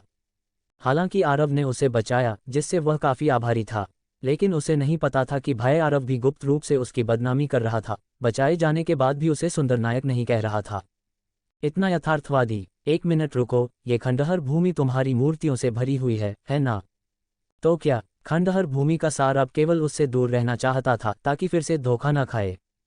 क्या तुम मुझे ये देखने में मदद कर सकते हो कि हृदय विभाग के लोग कहाँ हैं? अब आरव को आखिरकार हरिलता के हृदय विभाग के लोग याद आए और लापरवाही से इसका उल्लेख किया। कौन सा हृदय विभाग? यह महिलाओं का एक समूह है। हृदय भेदक शंकु जादुई हथियार का उपयोग कर रहा है। ओह, तुम उनकी बात कर रहे हो। उन्हें 9 खजाना अमर विनाश व्यूह में फंसा दिया गया था। सौभाग्य से तुम अस्थि शोधन बैनर को उसकी जगह पर वापस नहीं लाए, अन्यथा वे सभी मर गए होते। खंडहर भूमि का सार वास्तव में अंदर की हर चीज से पूरी तरह अवगत था। अब जब मैं आज़ाद हूँ, वह 9 खजाना अमर विनाश व्यूह अभी मेरे द्वारा नष्ट कर दिया गया है और वे पहले से ही ठीक हैं। उसके आकस्मिक परिचय के साथ आरव को आखिरकार पता चला कि अमर अवशेष कुल के 9 जादुई हथियारों का अंतिम मिशन क्या था। लानत है, अमरलोक में वे बूढ़े लोग बहुत काले दिल वाले हैं। अगर उसने वास्तव में अस्थि शोधन बैनर के साथ कदम रखा होता तो अब ब्रह्म अमरलोक में कोई जीवित लोग नहीं होते। खंडहर भूमि का सार ने पहल की और कहा, क्या तुम्हें उन्हें यहाँ लाने में मेरी मदद की ज़रूरत है? जब तक यह एक बड़ा नुकसान नहीं था, वह इस छोटे से मामले में मदद करने को तैयार था। ठीक है। जैसे ही उसने बोलना समाप्त किया, हरिलता और हृदय विभाग के अन्य सदस्य अचानक उसके बगल में उतर आए। ये कहाँ है? हमारे साथ पहले क्या हुआ था? वह जगह पहले बहुत भयानक थी। हृदय भेदक शंकु हमें वहां क्यों ले गया? सभी चर्चाएं आरव को देखने के बाद सभी खुशी में बदल गईं। संप्रदाय प्रमुख आरव, हम आखिरकार तुम्हें देखते हैं। ये बहुत अच्छा है, हम आखिरकार संप्रदाय प्रमुख आरव के साथ फिर से मिल गए। संप्रदाय प्रमुख आरव, तुम इस पूरे समय कहाँ थे? हम तुम्हें ढूंढ रहे थे। हरिलता और अन्य लोग आंसू बहा रहे थे, उसे देखकर जैसे वे रिश्तेदारों को देख रहे थे, अपना संगठन ढूंढ रहे थे। उस उत्साह ने भय आरव को थोड़ा बेखबर कर दिया। आरव का हर पुनर्जीवन एक नई शक्ति, और हर शक्ति उसे बना रही है दिव्य लोक का सबसे खतरनाक अस्तित्व। जितनी बार वो मरता है, उतना ही अजेय बनकर लौटता है। यही है अल्ट्रा रैंक सॉवरन सिस्टम की असली ताकत। फायर। और दोस्तों, आगे की कहानी में आरव जिन शक्तियों को हासिल करने वाला है, वे पूरे दिव्य लोक का संतुलन हिला देंगी। तो तैयार रहिए, असली खेल अभी शुरू हुआ है। High voltage. अगर आपको यह एपिसोड पसंद आया हो तो थम्स अप का चिन्ह लाइक करें, शेयर करें, बेल और सब्सक्राइब करें एसी नॉवल वर्ल्ड को। क्लैप अबॉर्ड। मिलते हैं अगले एपिसोड में, जहां आरव की नई मौत एक नई दास्तान लेकर आएगी।